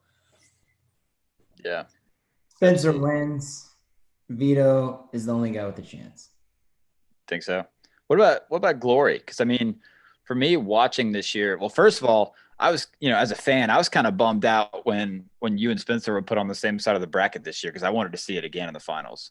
But when it was put the way it was, watching Pat Glory this year, I don't know if you've wrestled Pat, but he looked like he made a lot of jumps this year and got a lot better. And so I was kind of excited for that potential matchup too. Yeah, I saw him a little bit at Midlands where he actually had a really close one, and then the guy ended up injury defaulting out of the match. I think it was the Indiana kid. Yeah, Huggins. Huggins should have beaten him. He full Nelson him or something like that. Mm-hmm. I don't know. Pat Glory's really good on top. Mm-hmm. He's not good on bottom. Mm-hmm. That's what I was going to say. I mean, if Spencer goes out against Glory and gets the first takedown, I think that it's over. But I think that, I obviously haven't wrestled Spencer, so it's hard to talk about it. But I think that, the game plan, you can't give up an early takedown and, hope to, try to score your points later in the match because it seems that that's where he slows down a little bit. But, I mean, he's a hard dude to slow down in that first 2 minutes or so for sure. Yeah, and I think I definitely agree with Jack. I think that Vito, as it stands right now, is probably the only dude that's got a shot. I mean, like I said, I would really like to see the Pat Glory match, but we've seen it before, and I think it'd be a fun one to watch, but I don't think that Glory beats Spencer. I don't think DeVito beats Spencer, but I would love to see that one if I had to pick one of the two. It just depends on what Vito goes out on the mat. Vito is really good when he wants to be. He beats Suriano this year, sometimes he's unreal, and sometimes he'll drop matches that you're kind of confused about how he dropped them. So it just depends, I think. Yeah. Cool. Well, I guess we all got Spencer. And yeah, I think, Glory and Vito are kind of that second tier right there by themselves. So yeah, Spencer for me. So let's look at 133 then. 133, obviously, dude, this is insane. And have you guys heard anything about Suriano as far as coming back, different weight, anything like that? I mean, I've heard a million different things. They feel like it's different by the day than what I hear. So I don't know. I have no idea what's going to happen there. Yeah. Let's just assume he comes back. Let's just throw him in here too. You cool with that? I'd like to just throw him in there too, just because like we don't know what he's going to do. Who knows? He might come back at 25, 41, who knows? But like, I would like to see him in here again. And I think, before the season starts, we're definitely going to have some kind of a idea. We're going to know if he's back or not. But let's throw him in here. So let's throw Suriano just at the 1, just because he's, returning champ, and just the rest of it is how it is. What do you guys see with this craziness? And I mean, I know, obviously Seth, but like Jack, you've probably wrestled some of these guys too. Yep, most of them. I'll take it, I guess. I got Fix, and I don't know how bad he'll kill or beat everyone, but I think it's gonna be Fix all year, to be honest. Yeah, I got Mitchik winning it. I think, dude, the year he got what did he get? Third the year before his Olympic red shirt. And this dude was beat up. Like, he was one leg gimping, like, out there, and he was still, wrestling. I'd say he beat Suriano pretty handily the first time they wrestled. And he destroyed Sebastian Rivera when they wrestled. Sebastian bumped up from 125, so I don't know how much you can give weight to that. But I think when he's on, he's sharp. He gets to his stuff, and I think he's tough. He's a good mat wrestler too, and I think fixing him gone back and forth in freestyle, and I think I think between him and Fix, and I don't know. I think those two might be the top 2 for me, but I think Mitchik gets it done. Sebastian always surprises me too. Like, I feel like he always surprised. Like, he was in my weight in high school, and I think part of the reason why I beat him pretty good is because I didn't really respect him. Because I was like, this guy, like, he hasn't really done much. Like, I don't know. He just always surprises me. Like, he's way better than I thought he was. Hey guys, real quick, are you guys good to kind of lead this conversation right now? I have something I forgot that I have to check in with. I'll still be here. I'm going to be jumping back and forth, but I have to check in real quick with some students. Yeah. Okay. So if y'all good, just to kind of lead this from here on. Yep. Awesome. Sorry. But yeah, I think Sebastian, he can beat those guys, and I think he's another dude that he's up and down throughout the year. He could. He's pretty consistent, but I think when he's at his very best, he can beat those top guys. But I think that if he's not, that he's going to lose the match. So, which you could say about a lot of things, but I feel like I don't know if he's peaked at the wrong time or different years or whatnot. But I feel like he's never really put together a full national tournament. Like, what did he get? Did he get 4th the year you beat him? Third. And then that was after beating Spencer at Big Tens, right? Big Tens and Midlands, I think. Yeah. Yes, I don't know. It's hard to say, and you took it to him pretty good there, but I think that he's a guy that has potential to beat any of those dudes, but also, I don't know. I just think, I don't know. Miocic is really good. Mm-hmm. He's really good. It's gonna be fun to see that match. What do you think about like Suriano? What do you think? I think so. Suriano, I think, is the same way. Like, Suriano's problem, Fix and Suriano's problem, I would say, is they want to win a 3-2 match every single time they wrestle against the top guys. I feel like none of them, like you saw in their finals match, you saw in, all their matches, against DeSanto and different times in the year, it was always just get a takedown and try to hold on, where I feel like Mitchik goes out and gets takedowns a little bit more. He's a little more of a slick wrestler who will get to his offense, and he's done really well on the freestyle world circuit. And I don't know. I just feel like that's going to end up being a big factor of it, is who can go out there and score and actually make things happen. And I feel like Suriano and Fix are both guys that would rather stand around and counter offense and try to score off that stuff. And that's where I'm going to kind of lean towards Mitchik on that end. And as far as mat wrestling, I'd say Suriano is really good on bottom, so I don't think that's going to play a factor. And also don't think he's great on top, so I think that it's going to be who can get it one takedown in those matches. Yeah, I think I agree. So with Suriano kind of being an outlier there. But yeah, I mean, success in the educational environment. Sorry. Oh, you're good. But yeah, I mean, I think at the end of the day, just like anyway, any of those guys could win. But I think that I'd say Michik, Fix, Suriano are those three. All right, you want to move on? Yeah. 41. I got Yanni. I don't know who's gonna get second. Yeah. Well, what's the rankings or what? Yanni, Ironman, Nick Lee, Ian Parker, Chad Red, and then Demas, Brock, Real Woods. Do y'all think there's any? They got Real Woods that low. Do y'all think that there's any shot for Yanni to go 49? I have no idea, to be honest. I don't know what the lineup looks like. Who would they get in at 25? Because would Vito bump up then? I think that was the idea. Vito bump up. Who goes 41? Chaz Tucker has another year. Does he? Yeah, he has another year that he can use, but I don't know if he's going to use it. How does he have? I thought he wrestled 4 years. No. So there was something in there where he got like a medical, and he can go. He can't wrestle grad school at Cornell. Oh, really?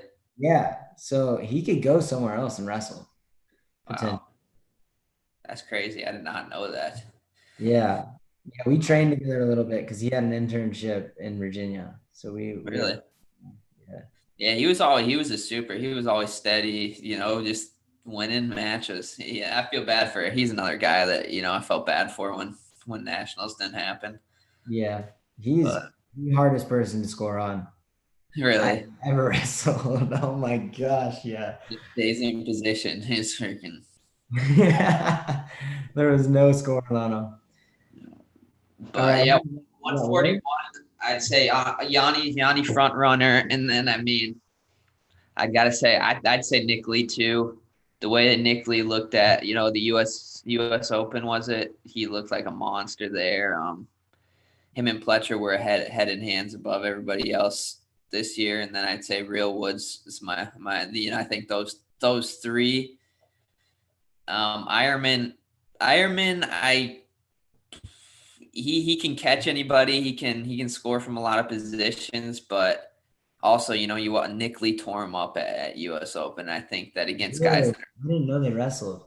Interesting. Yeah, I think he might have teched him if I recall it. Crap. But I want to see Iowa Penn State now. And folk style's a little bit different, but I think that guys that are really solid and Nick Lee does a good job at taking guys off their feet and scoring quick. So I think that plays a big factor in that's a really hard matchup for Ironman. So, but then, I think Ironman has a better shot at beating Yanni than Nick Lee has at beating Yanni. I think that. Around with them. Yeah. So it's interesting. And then, Real Woods is solid all around. He's good in those scramble positions as well. And he's good on top. So I'm going, what's that? What do you think of Cade? Cade Brock? Yeah. Dude, it's hard. I've wrestled him. I think I got in his head just because we wrestled so many times, and he's really slick. He's good on his feet, but I think his mat wrestling is where he struggles a little bit. Like, I don't know what when we wrestled, every single time he chose down, and I rode him out and turned him like all our match. I don't know if it was a John Smith telling him he's still got to go down and figure it out or what, but I think that he's another guy who can catch people. He's another guy that, I think he can wrestle with them on their feet, but he's got to figure out. If he spends some time on the mat, I think that, he's got a shot at those guys, but I'd say he's a step below. Yeah. I think a Cade Brock Yanni or a Cade Brock Ironman match would be a lot of fun. Yeah. For sure. So, if Yanni decides to go up, right, if that all deal happens, I think we all got Yanni, right? If Yanni decides to bump up, what do you guys see there? Like, are Ironman and Lee the clear second tier? And between those guys, obviously we just talked about, like, Lee won the freestyle match. what do you guys see? Like if that's an NCAA final, how do you see that going?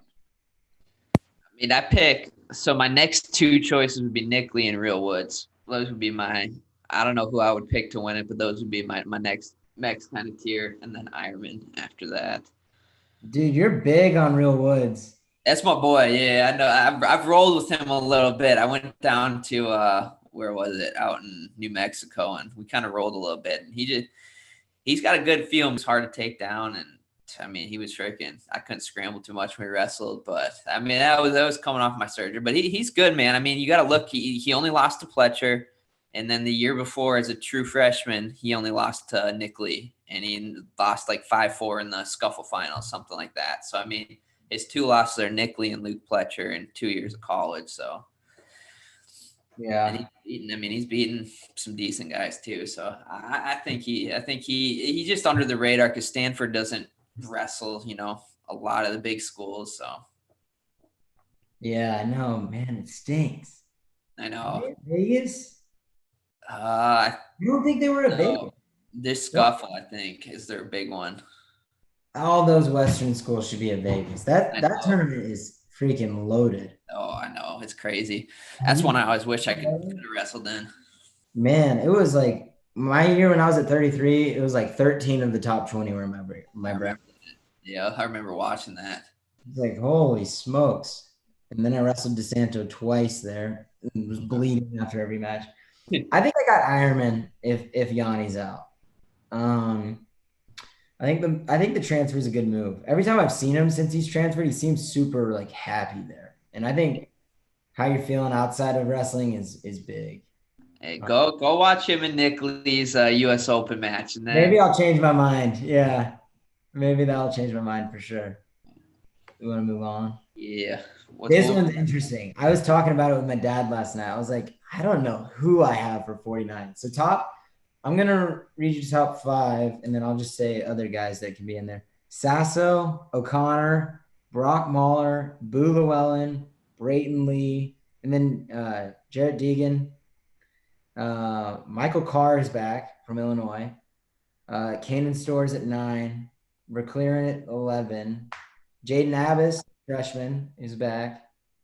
That Alirez guy from Northern Colorado.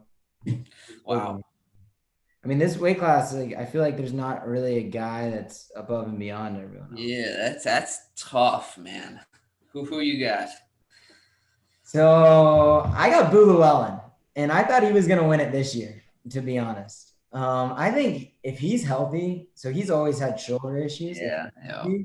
He's better than all these guys. O'Connor, I like O'Connor a lot too. We wrestled a lot in the Tulsa finals. He beat me a lot. Yeah, I don't know. I got Llewellyn, and then I think if he's not healthy, I got O'Connor. Yeah, I'd go Sasso and Llewellyn too. I mean, when Llewellyn's on, man, he's tough. He's really good. He's good on top. He's he's good. And yeah, I mean, Tristan's obviously Moran was his teammate, and he talks about like how good he is, and just literally, if he didn't have surgery, he thinks he would have crushed it. But yeah, I'd say Llewellyn and Sasso are my two. I think just Sasso is just a freak when it comes to getting in, crazy positions and finding a way out. And I think that, just another year, he's going to be that much, he's going to continue to refine and kind of clean up what he does already. And I think that, if he starts finding more offense, that he's going to be really tough to beat. I think that he's a guy that a little bit too much depends on the other guy getting to something and countering it. But I think if he develops a little more of his own offense, that he's going to be the guy to beat. Yeah, he's a gamer too. He freaking wins. He won everything in high school, and I feel like he just knows how to win, and that's huge. I mean, you got to know how to win for sure. Yeah, especially in the NFL. I think that's. Yeah, I mean, you saw. I think he beat two of the top guys back to back in overtime. It was Lugo and maybe Brayton Lee. So I don't know. He wrestled two really good guys, and he got him in the same weekend away too. Like they went to Iowa and then they went to Minnesota or something like that. Yeah, it was crazy. I remember watching that, and I was like, "There's no way this dude's winning this," and then pulled them both off. Crazy matches. All right. 57, Deacon, Hidley, Carr, Delavecchia, Josh Humphreys, and then I'll throw in Quincy Monday there too. Oh, that's tough, man. Top 3 are good. What's that? Top 3 are really good. Like, I mean, I'm gonna probably take. I don't know if everybody would say this, but I'm taking David Carr, man. I just think that he's another guy, right? He was young this year. He still has a lot of room for improvement. And he's found a way to win at every level. So I'm going with Carr. I think that Deacon is a really tough out, but I'm taking Carr. Yeah, I'm gonna go Deacon. I think, dude, he's a monster, man. Like when he went against James Green, bro, I was like, James Green is about to tear this man up. Like, there's no chance. And he freaking beat him, dude. And I was like, this dude is the real deal, man. Like, and he just doesn't do anything flashy. And I think that's why people don't really like realize how good he is. He just freaking stays in good position. He's freaking freaky strong and just gets it done. Man, but we both didn't choose Hidley. I know Hidley's a monster too, man. He's oh man, that's a tough 3, man. Top 3. That is a tough really good. I'm sticking with Carr, man, but wow, a very up in the air David Carr win. Yeah, I'm gonna go Deacon. 65. McComas, Marinelli, Shane Griffith, Evan Wick, Logan Massa. They're kind of in the league of their own. Travis Whitlake is 6. Yeah. Now. I mean, I haven't been able to see obviously Mackay wrestle in a while, but man, when that dude won nationals, that was something else. Like that dude, if that dude shows up, he's gonna be very tough to beat. Like, I don't know, he's athletic, freaking. I've never seen somebody do something like that to Vincenzo, so it's hard to pick against Mackay here. Obviously, Marinelli's got that just strength, and he's in it against anybody. I think that didn't they wrestle? That was who he knocked off first, right? Like kind of Yep. Third on the run. You know, obviously I got my boy Wick out here. I mean, if he's on his game, man, and he can lock something, you know, get on top of guys, he can wrestle with all those guys. The big thing is he's got to figure out a way to get on top and get those takedowns against the top guy. Like I think that's his biggest struggle. If he can get on top early in matches against these you know, top 4 guys, I think that he can win the match, but he's got to figure out how he's going to do that. So I don't know. I'm gonna take Mackay just because that dude. I don't know. I think he's on a little bit of another level. Yeah, I was talking about it last night, and I was like, I didn't even really think about it. I didn't look at the rankings. I was like, Mackay. Yeah. But Marinelli senior year, he has a win over Mackay. Marinelli's run to the quarters was he got Joe Smith first round. Like, if he had a different route to the finals, his route to the finals was unreal. I know. I couldn't believe it. He went Joe Smith, and then he had the kid from Brown who he went into overtime with at Midlands, and then he had Mackay, and then he would have had, was it Wick or Marsteller? Wick. And then he would have had Vincenzo in the finals. You literally cannot get a harder route to the finals. I know. That dude has not had any love at the national tournament, but senior year, anything can happen. Yeah, I also like Logan Massa a lot. So he turned it on this year in freestyle. Like I was texting Trent or Travis, and I was like, man, Massa really had a good freshman year, but after that he kind of fell off. And then senior nationals or the Open, he made the finals or won it, and I was like, and I take back my statement. I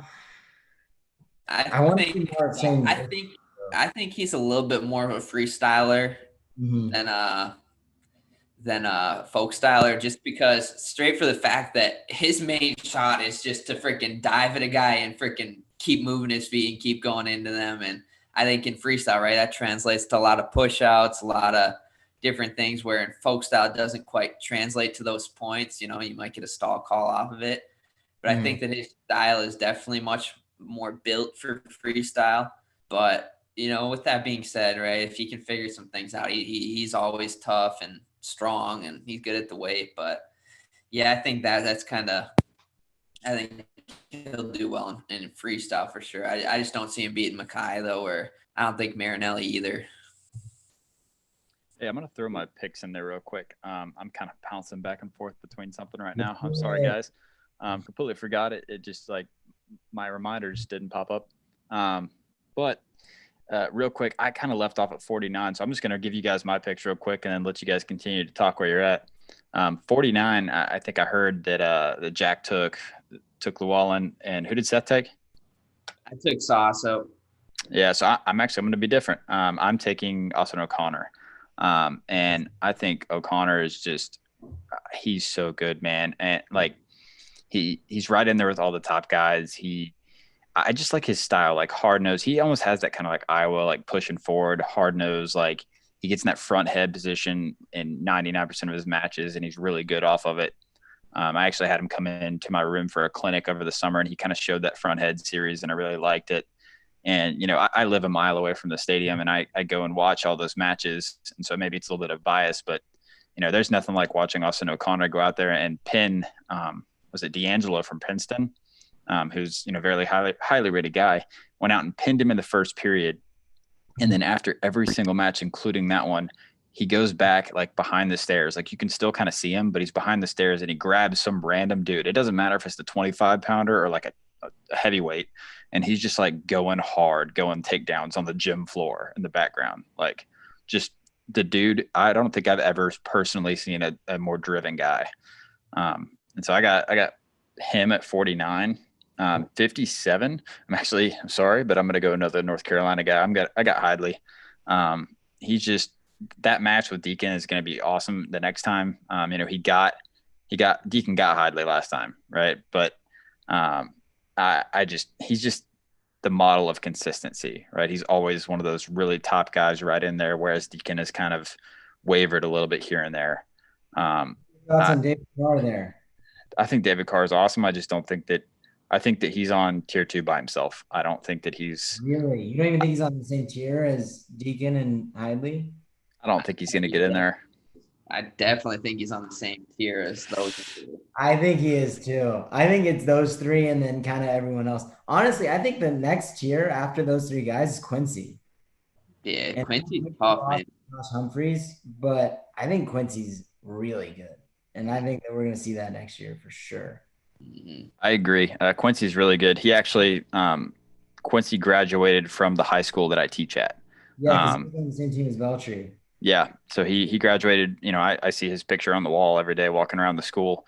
And he comes back every once in a while and works out with the guys, and he's a really good guy. I'm really looking forward to seeing his career unfold, and I would love to see him get up there and win a title. I think that's the guy I'm kind of pulling for selfishly. And like you're saying, like I think Carr is definitely capable of being in that. For me personally, I think he's very capable of being in that conversation with those top two guys. But I didn't see it this year that told me that he could run through, you know, both of them at NCAAs, where he would have to come in from, you know, a 3 seed probably at where he would be. I mean, I'm sure they'll see I think seeding does play a factor, and they'll have to see each other throughout the year. So, I mean, you might not necessarily have to wrestle both of them depending on how things line up, but you know, I think you got to give him at least on the same level as those guys, and it's shot to beat him. I think I got him still, but I agree he's got a shot, but for me, it's more of it where my perspective is looking at a Deacon Hidley is close to a 50-50, you know, a 60-40 or whatever, somewhere in there. Whereas I think Carr is a little. The scale's a little bit more tipped in those matches. But yeah, but he was a freshman too. Like I feel like after that first year of experience, I think from people's like redshirt freshman to redshirt sophomore years where the biggest jumps are made for the most part. So Totally agree. I think that we see a very, very good David Carr next year. And like the reason why I chose Deacon is because we haven't seen that yet.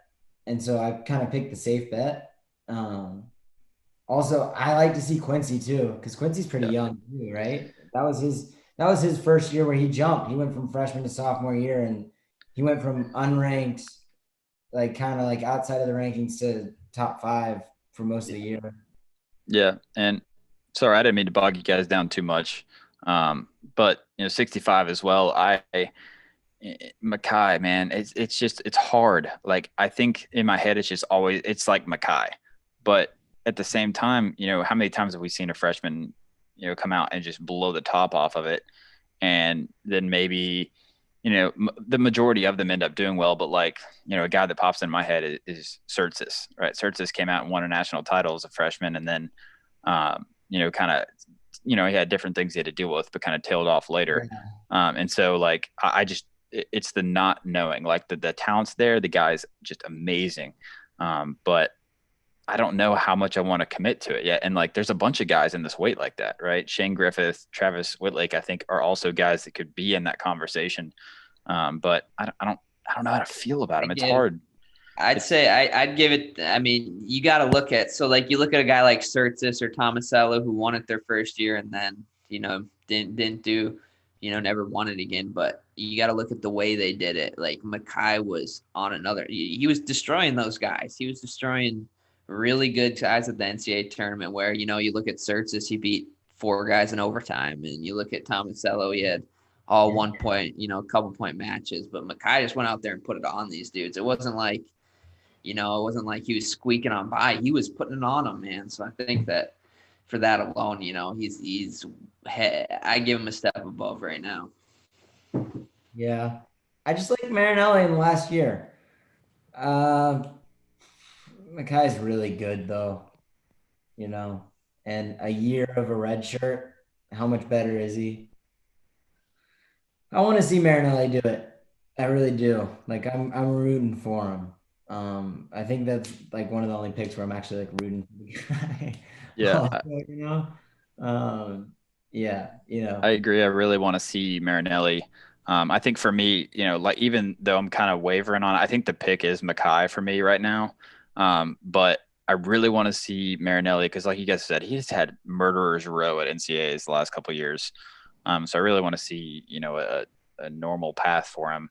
And then also, I gotta see Shane Griffith with these guys, man. I gotta see it. I need to see it because I have no idea what he's got. Halfway, like I feel personally that like if we see this matchup early on, these matchups halfway through this season next year, we could be talking about Shane Griffith being the number 1. He went undefeated this year. I think that right now it's Mackay for me, and Shane Griffith is my dark horse. Yeah, I agree with that. That's fair. All right. You guys want to go ahead and move on to 74?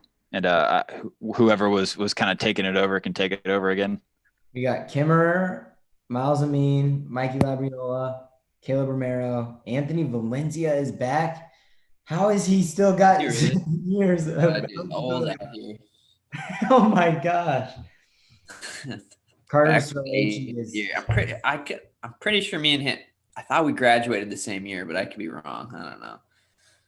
Holy crap. I got Kimmerer. I think Miles Amin's good, but I got Kimmerer. I don't think there's question on this. I think Mark was the only one that was going to beat Kimmerer this year. I think he was a pretty good step above. I mean, he put it on. Even the first match against Mark, right? He put it on him, and then everybody else, I don't think anybody really had a, close match, that could have went either way. I think he pretty much handled the competition. So I'm going Kimmerer too.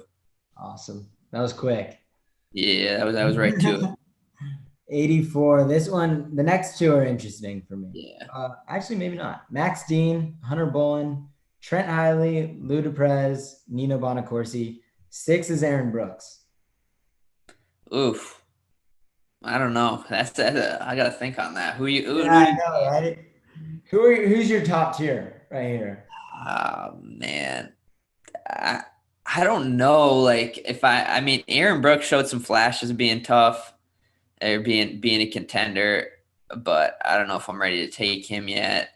Dean, oh man, that I don't know. I think like that they're all. Yeah. I don't think anyone's a step above the other. It's gonna be I'm. tough. And then I mean Deprez, I've only seen him wrestle a handful of times, so I don't know. So too he much. beat who did he beat? He beat someone really good, and then he lost to Hidley, or he beat Hidley and then lost to someone else. That was interesting. Those like four guys, 2 through 5, I guess, they all beat each other. Bolin, Hidley, Deprez, Bonacorsi. Oh man, give me. I'm gonna take Hidley. Oof. I can't take an NC State guy. Fair enough. I don't know. It's Dean or Brooks for me, to be honest. I thought Brooks was going to win it this year after Valencia got kicked out or whatever. Yeah, Um, I. uh, I think that's a good. I mean, I don't like this is not a confident like Hidley's gonna win it, but I think he. When I watched him, man, he goes for it and he lets it fly, and I just like seeing that. I know some of those other guys are more well, not I've not. watched him a lot. So What's he goes that? underhook, far knee pick Yeah, whole time. does If he? you can add something, then maybe. But I think I'm going to go. Oh, man. Max Dean. I'll go Max Dean. He goes hard. I Yeah, watched him wrestle at U23s, and that dude does not know when to quit. It was fun to watch. I dude, want to see him folks out again. he kind of popped. He was okay, and then he just freaking I don't know turned it on, man, and he was just on another level. But Yeah. you know what? Yeah, I mean Hidley or Dean. I mean Dean's gas tank is freaking go go go. I mean I think that's gonna win him a lot of those matches against those top guys. But Especially in like a bigger weight class like 84. I'm sure that a lot of those guys can't go forever. yeah, Jacob, you in? Yeah, you guys are crazy. You guys are absolutely crazy. It's Aaron Brooks. Come on. Oh my gosh, crazy? Yeah, you're crazy. Aaron, The dude. number one guy right now? Okay, so here's the deal. Like, for one, I was not an Aaron Brooks fan, especially like the first little while when he started. Like, I don't know, I kind of had a sour taste in my mouth from the deal with Valencia, and like, That was awesome. and yeah, oh yeah, and when he lost to Vens, and like, I was just like, I don't know, like, who knows? But you know, I'm not. I don't know. The Penn State just generally gets their guys ready towards the end, and he was just clicking on all cylinders at Big Tens. He looked great, Yeah. just who do you running wrestle at through Big people. Ten? Well, he pinned Vins in the semifinals, and in the finals, he beat Caffey. Actually, ended up being close, but Caffey's a lot better than people give him credit for. For sure. Really. But I mean, you got to look at this is probably the one weight class where the Big Ten isn't like dominant. You know, all ACC. Woo! I mean, you got to put that in. And to say that it's crazy to pick anybody at him, I think you're way off there. I think that he looked good at Big Tens, but if he didn't have a super consistent year, he didn't have the best competition at Big Tens. He didn't have any of the top 5 guys or so. So it's like, I don't know. I ain't going. I think he's good. I think he has a lot of potential, a lot of upside, but I don't know. There's a lot of other guys I'd pick. I think he'd be the returning champ if NCAA's happened. Yep. But Cornell gets their guys ready too. Yeah. They're pretty good at NCAA's. Like you said, like just the way it was trending this year, and that it was looking at the end of the year, he was my pick for NCAAs when we picked on the show. And I'm really comfortable with that in this crazy weight class. But then also I'm gonna throw a monkey wrench in it here, and things we've been hearing out of Michigan. If it goes the way I think it's going to go, and Cam Amin slots in at 65, 74 is Logan Massa, and they bump Miles it's Miles, right? Miles, I mean, yeah. If they bump Miles to 84, I'm taking Miles, dude. Miles is good. Miles is good, and he's right there with Hall and Zahid, right? Every single time, he's the only guy that was consistently right there. So if that shakes out that way, I'm gonna take Miles, and I think I feel more confident with that one than I do with Brooks. Yep, I agree with that. I take Miles, and I think that he's in a tier of his own. But I think Max Dean can push him to the edge. Yeah, Max is just, I don't know. I see Max overpowering Miles unless Miles puts on the weight the right way to get up to 84. But do you see Hidley beating both of them? Dude, I don't know. I kind of threw Hidley out there because I seen him a couple times. It looked all right. I'm not confident. Are you changing your pick to Dean? What's that? Oh man, I got Seth's floating all over the place, all over the place. At this 184 weight, man. Weight class is nuts, dude. Pick your guy and stick with it. Come on, man. All right, I'm going with. Hey, you know, you got to pick your dude and stick with it. Like I picked Nahshon over Seth Gross the other day. Oh gosh, bringing that up again. Man, it's just I hit an X on this weight. I'm out. Boo. Right, fine, I'll stick with Hidley just because I picked him in the beginning. And if he wins it, I'm gonna be freaking coming back on here and saying I told you so. Are we taking notes of this? Because I want. Yeah, let's write down our preseason picks once the weight classes come more official. And when I go 10 for 10, y'all like, what do I get? Do I get a prize? Yeah, Jacob, you got to get him a prize, dude. Well, see, I guess Seth's kind of like angling like the nomad of FRL, and he's just going to pick a bunch of different guys. And then when we get down to the end, he's going to be like, yeah, I talked about that guy once. Yeah, that's a good strategy. I like it. Cool. But dude, this weight class is insane. Wait till the next one. 97 is a tough one too. Give us the rundown, Jack. What's at 97? We got Noah Adams, Darmstadt, J.I.L.O., Eric Schultz, Jacob Warner, and then Davison. Pat Brukey is 7. Cordell Norfleet, Traxler is 11. Tanner Sloan's 10. Michael Beard comes in at 13. I'm sure that there's some other true freshmen that we don't know about. Oh, man, that's a tough weight test to pick from. I'll go first. I got ILO, and I'm going to say next topic because my boy's taking it home. Who you got? My guy, JILO. The dude is the hardest working guy I've ever met in my life. He just doesn't know wrestling. And so it's taken him a while to like get good. Like he does the dumbest stuff ever. I always laugh at him when he's wrestling, but he's really good. He has a win over Warner where he broke him and beat him in overtime, like 10-8. It was awesome. And he has a win over Adams. He's split with Schultz. The only person he hasn't beat and has beaten him is Pat Brukey. And that was when he had a losing record his freshman year. What about Darmstadt? He wrestled Darmstadt, I think, in freestyle, and he lost. Or it was sometime during his true freshman year when he was redshirting. But I don't know about Darmstadt because he lost to Whitman. And Jay majored Whitman a ton. I don't like transitive property, but I'm going to go transitive property when it happens to be like my good friend and roommate. I don't know. Like this, I think 84 is crazy. 33 is crazy, but like you kind of at least have an idea like, all right, I'm kind of leaning this way.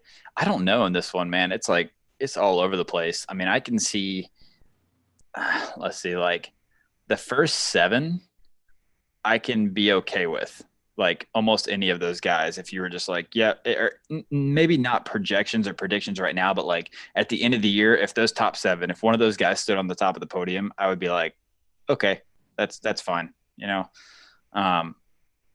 I think that Noah Adams looked great this year, but didn't wrestle too much like really big competition. So we didn't really get to see him against the top guys. I don't know. I love Darmstadt. He's a pinner. He's fun to watch, but like you're saying, he's kind of all over the place. He loses some matches you don't think he should lose. Mm-hmm. I like Warner, but I think Warner's kind of the opposite. I think he's consistently beating all the guys he should beat, but kind of like struggles with the top dudes. And Brucky's all over the place too. I don't know, man. I mean, Aiello was good. Schultz was good. Like I don't know, man. I don't know. What do you got, Seth? I got Darmstead.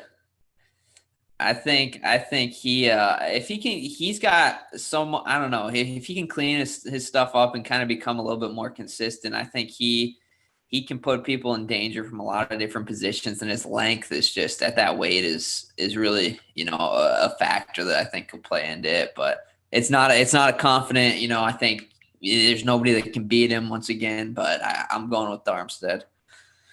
Yeah. So you got Aiello and Darmstadt.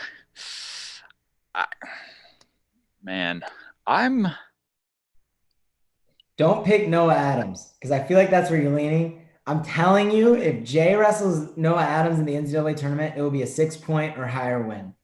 I'm not actually. Beat him so bad whenever they wrestled. I'm not actually. So he was undefeated.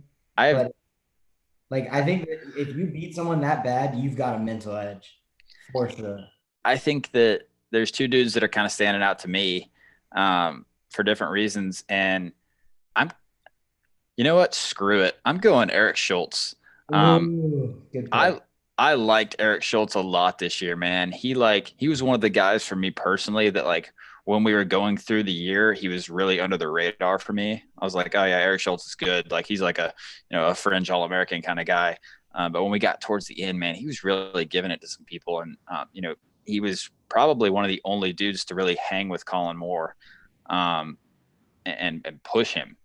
So I think I'm going to pick Eric Schultz. I think that I'm really excited to see what he does. Like, I think that this could be a crap pick, right? He could come out this year and just like shit the bed and it could happen. Right. But I think he's going to do really well. I think that, I think he's going to be very good. I think that, I don't know, just in a crazy weight, I'm going to pick him because of how much he improved this year and how consistent he looked towards the end.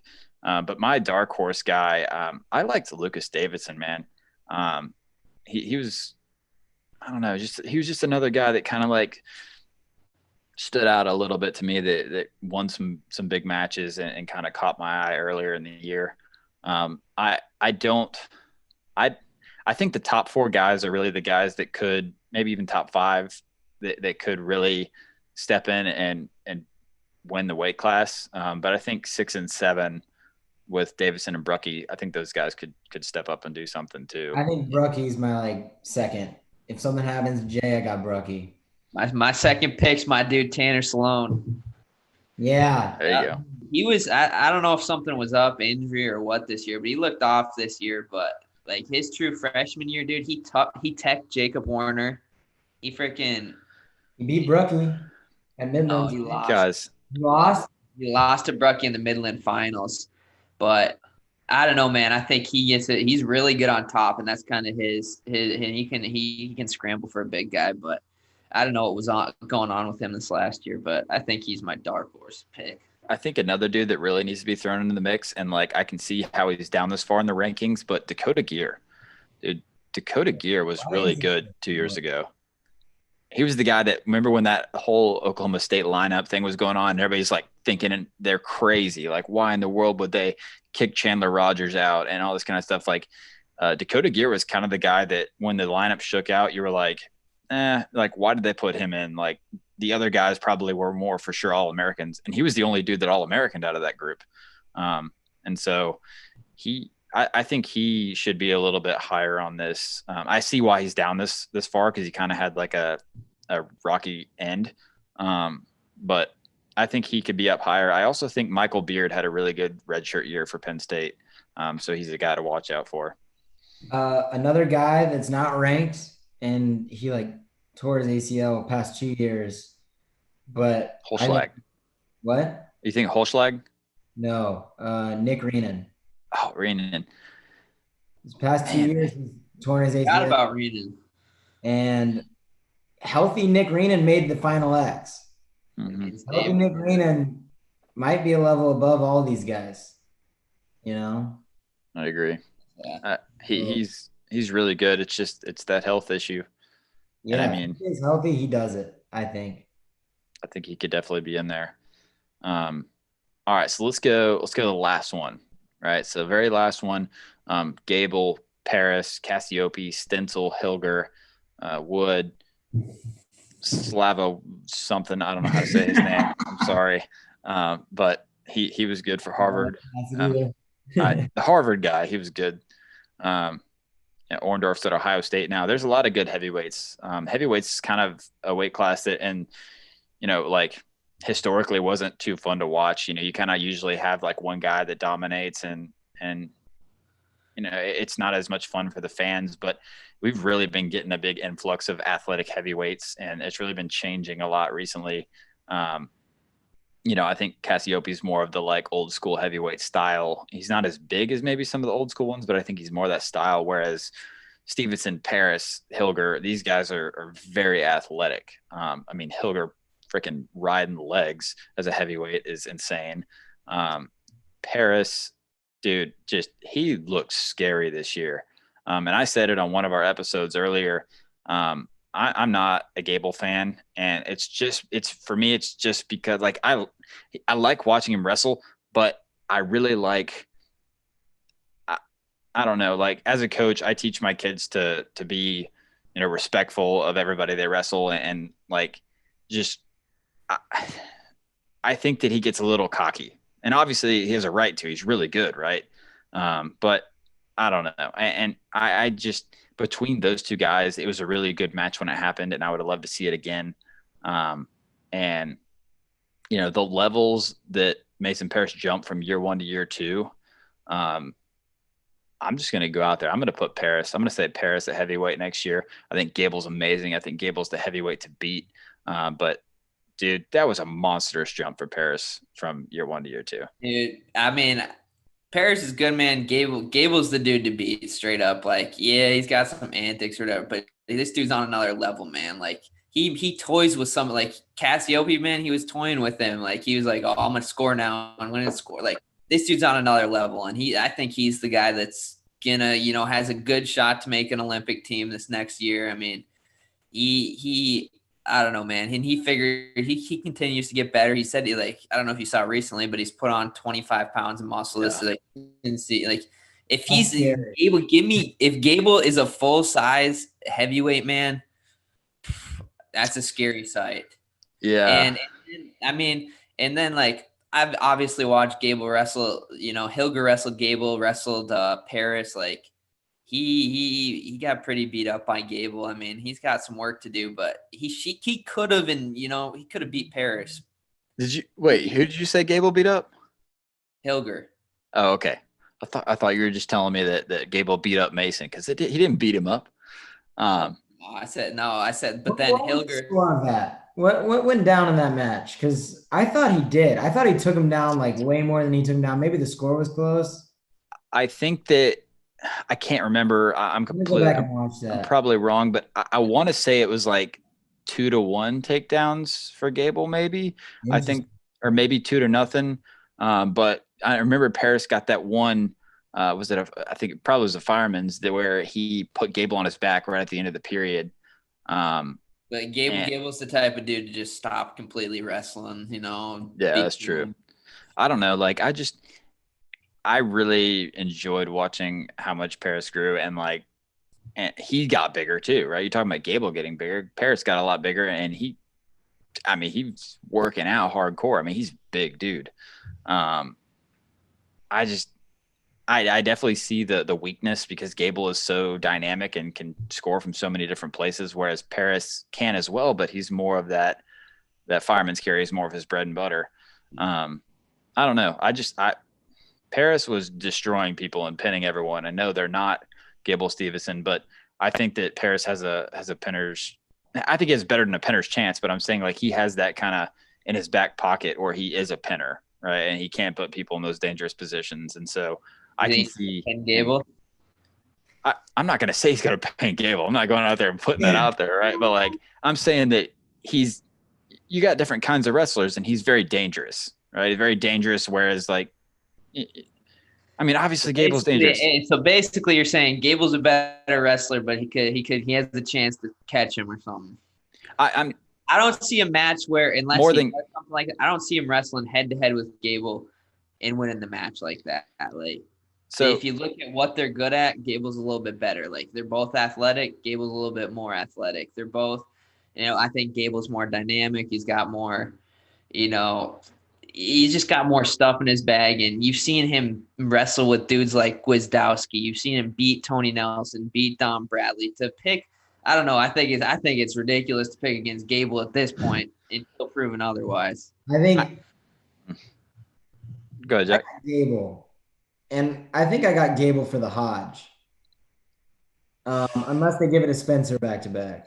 But okay, so we got Gable winning for a long time after this. Like this moment, from this moment on, Gable will win a lot of matches and not lose any. It's for me, it's just like kind of what you said, Seth, but a little different. Like how you said Gable's the better guy, but Paris has a pinner's chance.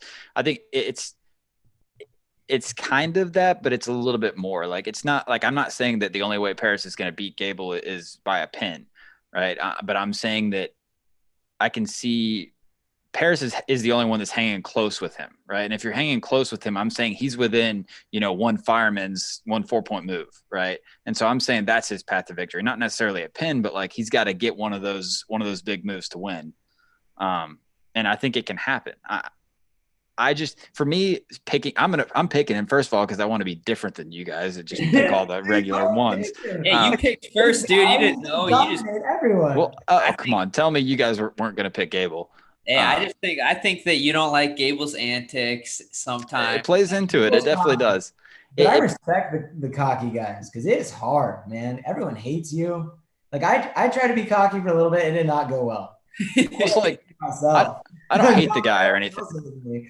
I don't hate the guy or anything, and I'm not picking because of that. Like it puts a little sour taste in my mouth just because I like to see a guy of that level have like I don't know, like when you're coaching younger guys, like you want to kind of see like good role models for them to look up to. And I'm not saying he's not because he is, but like it, just I like the way that other guys carry themselves a little bit better. I mean, I think that wrestling needs some villains and needs some good guys. And I think that, Gable might be, a little bit on the edge of the villain side, where he's out there, he's got a little bit, but it makes it fun. And, it's, I don't know. Not that that's nothing, I wouldn't go out there and do that. And first of all, I don't think I'm on, a level like that to go out there and taunt guys and things. And nor do I necessarily agree with what he's doing, but I don't know. At the end of the day, I just think that he is that good. And, I grew up with Gable. Gable went to the same high school as me, and this dude has always had more confidence, I remember, than anybody I've ever met. Like this dude was an 8th grader, and Lance Bennick was an 11 or junior in high school, #1 in the country. And I just remember Gable like talking about how Gable was pretty fat and putty and not very good back then. And this dude was like, I'm going to crush Lance and blah, blah, making bets with dudes that he's going to beat Lance and all this. And he ended up making the finals and lost an extremely close one to him. But everybody was like, oh, this dude's about to get crushed. And like, and I was like, this dude's for real, man. He believes in himself and he's going to make it. Sooner or later. The sport of wrestling needs people like Gable Stevenson. And the guys that are going to talk outside. And like, I'm not going to lie. I don't want to do it because it's exhausting. It's like, I'm kind of a people pleaser, I would say. And you're not pleasing anyone whenever you're talking crap outside. It's exhausting. Yeah. But man, Gable is so good. I remember being in like Fila Cadet, like world team camp, and like they would bring in guys to wrestle with the cadet world team members. So I wasn't on the team, but Gable was there and he was like younger than what you were supposed to be to like even be on the team. And he was wrestling with Trevor Brandwald and like giving him a match. And Trevor was like kind of like just outside of college, like still in shape.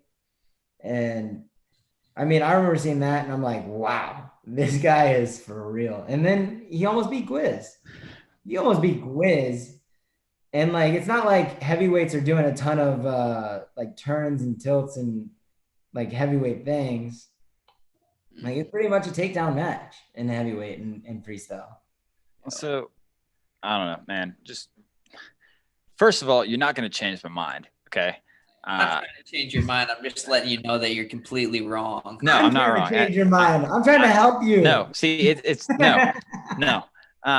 My thing, and I'll leave it at my last thing is like I'm saying how he's so close, right? He's right there, and I think we can probably all agree he's the only guy that's close. Like, and whether you say close or not, he's closer than the rest. I think we can probably agree with it. And I think that he's super close right there, and just I can't unsee that level that he jumped from year 1 to year 2. And I think that he can continue with that. Hey, what year is Gable? Gable's going to be a junior? They're both juniors. Yeah, so I mean, they're the same level. They both have the potential to make that jump. I don't know. I think that closest is correct, but I don't think close is. I don't know. I think Cassiope can beat Paris. I think Hilger's going to beat Paris this year. What's that match like? Hilger was in on like 50 shots. They got in like 50 scrambles throughout the match, and he almost came out on top in the scramble, and then he ended up giving up the takedown. It was a 1 takedown match. So I mean, they've always, and I mean, Hilger's beaten him in freestyle, and they've gone back and forth. So yeah, Trent's getting a lot bigger though. So Trent's a pretty undersized heavyweight, and he's putting on some weight now too. So good. Yeah. So who's your Hodge? I got Gable. I don't like unless Spencer absolutely kills everyone, which I kind of don't see happening because Spencer has interesting folk style seasons.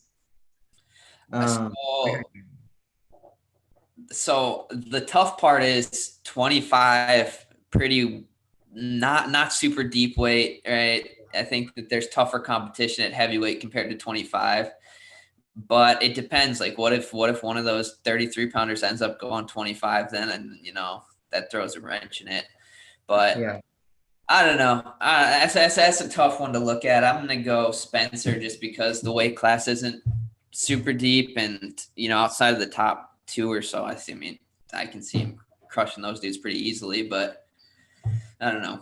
So I'm gonna say my preseason Hodge top 3 guys are gonna be Spencer at number 1, obviously returning Hodge, and he's only getting better, and he just destroyed everyone. I think that the other 2 guys that are standing out for me, like Jack said, I think Gable's right there, and I know I picked Paris, whatever, but like I said, like he is the best one at heavyweight right now, and he's the favorite. He wasn't my pick, but he's the favorite. But the third guy that I want to put on there, because I truly believe the situation is going to shake out that way, I think Michael Kimmer at 174, because I believe that Miles Amin is going to go up and help that Michigan lineup, and so who's going to hang with him at 74? Not like there's not great guys. There are. But I think that if Amin clears out of 74, I don't see anybody hanging. I think I got to give Yanni the 3rd spot. But I think Kemmer is right there too. Y'all are starting to change my mind. What's that? I've got Spencer, honestly, if they want to give it to him twice in a row. But I feel like that rarely happens. Yeah, David Taylor won it twice, didn't he? Back to back. Yeah, but not in a row. He won his sophomore and then his senior year. And David Taylor was like pinning everyone. Zane won back-to-back Hodges, right? There's got to be. And Kale back, but he shared it one year with like an NAIA guy. Yeah, I remember that. Maybe Metcalf. Metcalf might have won it twice. I don't know. Maybe. But I think that if one of those 33 pounders go undefeated, they might have it locked up. Oh, yeah. I mean, I think – oh, dude, if a 33 pounder goes undefeated, hits all those dudes, and like puts up, a good bonus percentage, hand it to him. Okay, so back-to-backs were Zane, David Taylor did not go back to back. He went. He won it. Dake won it. Then he won it again. Ben Askren. Askren went back to back. I guess it makes sense. Yeah. Askren went back to back, and then Kale won it 3 times in a row, but he shared it one of those years. Jeez. Yeah. I got Spencer, Gable, Yanni. Yeah. I'll go Spencer, Gable, and then if 33 goes undefeated, I got them. Yeah, man. Well, that's awesome. I mean, this has been fun. And we're at the point where we've been talking for like 2.5 hours. And I could literally do this all day, every day.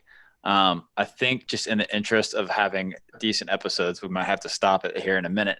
Might even have to break it in half and do 2 for the rankings we went through. I don't know, but just, real quick before we go, the rankings are fun. We're going to get into more of that stuff. I know we've been working on, for the fans to hear, we've been working on a best to never win it bracket. That's going to be our next thing right after this all decade duels. So that's going to be fun, talking about, who are the best guys that didn't win a title. But obviously you guys, kind of joined joined HMA. That came out this week, and, we're doing this podcast from now on. And,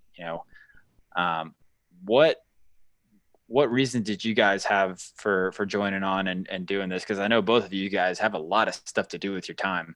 And so, why join HMA?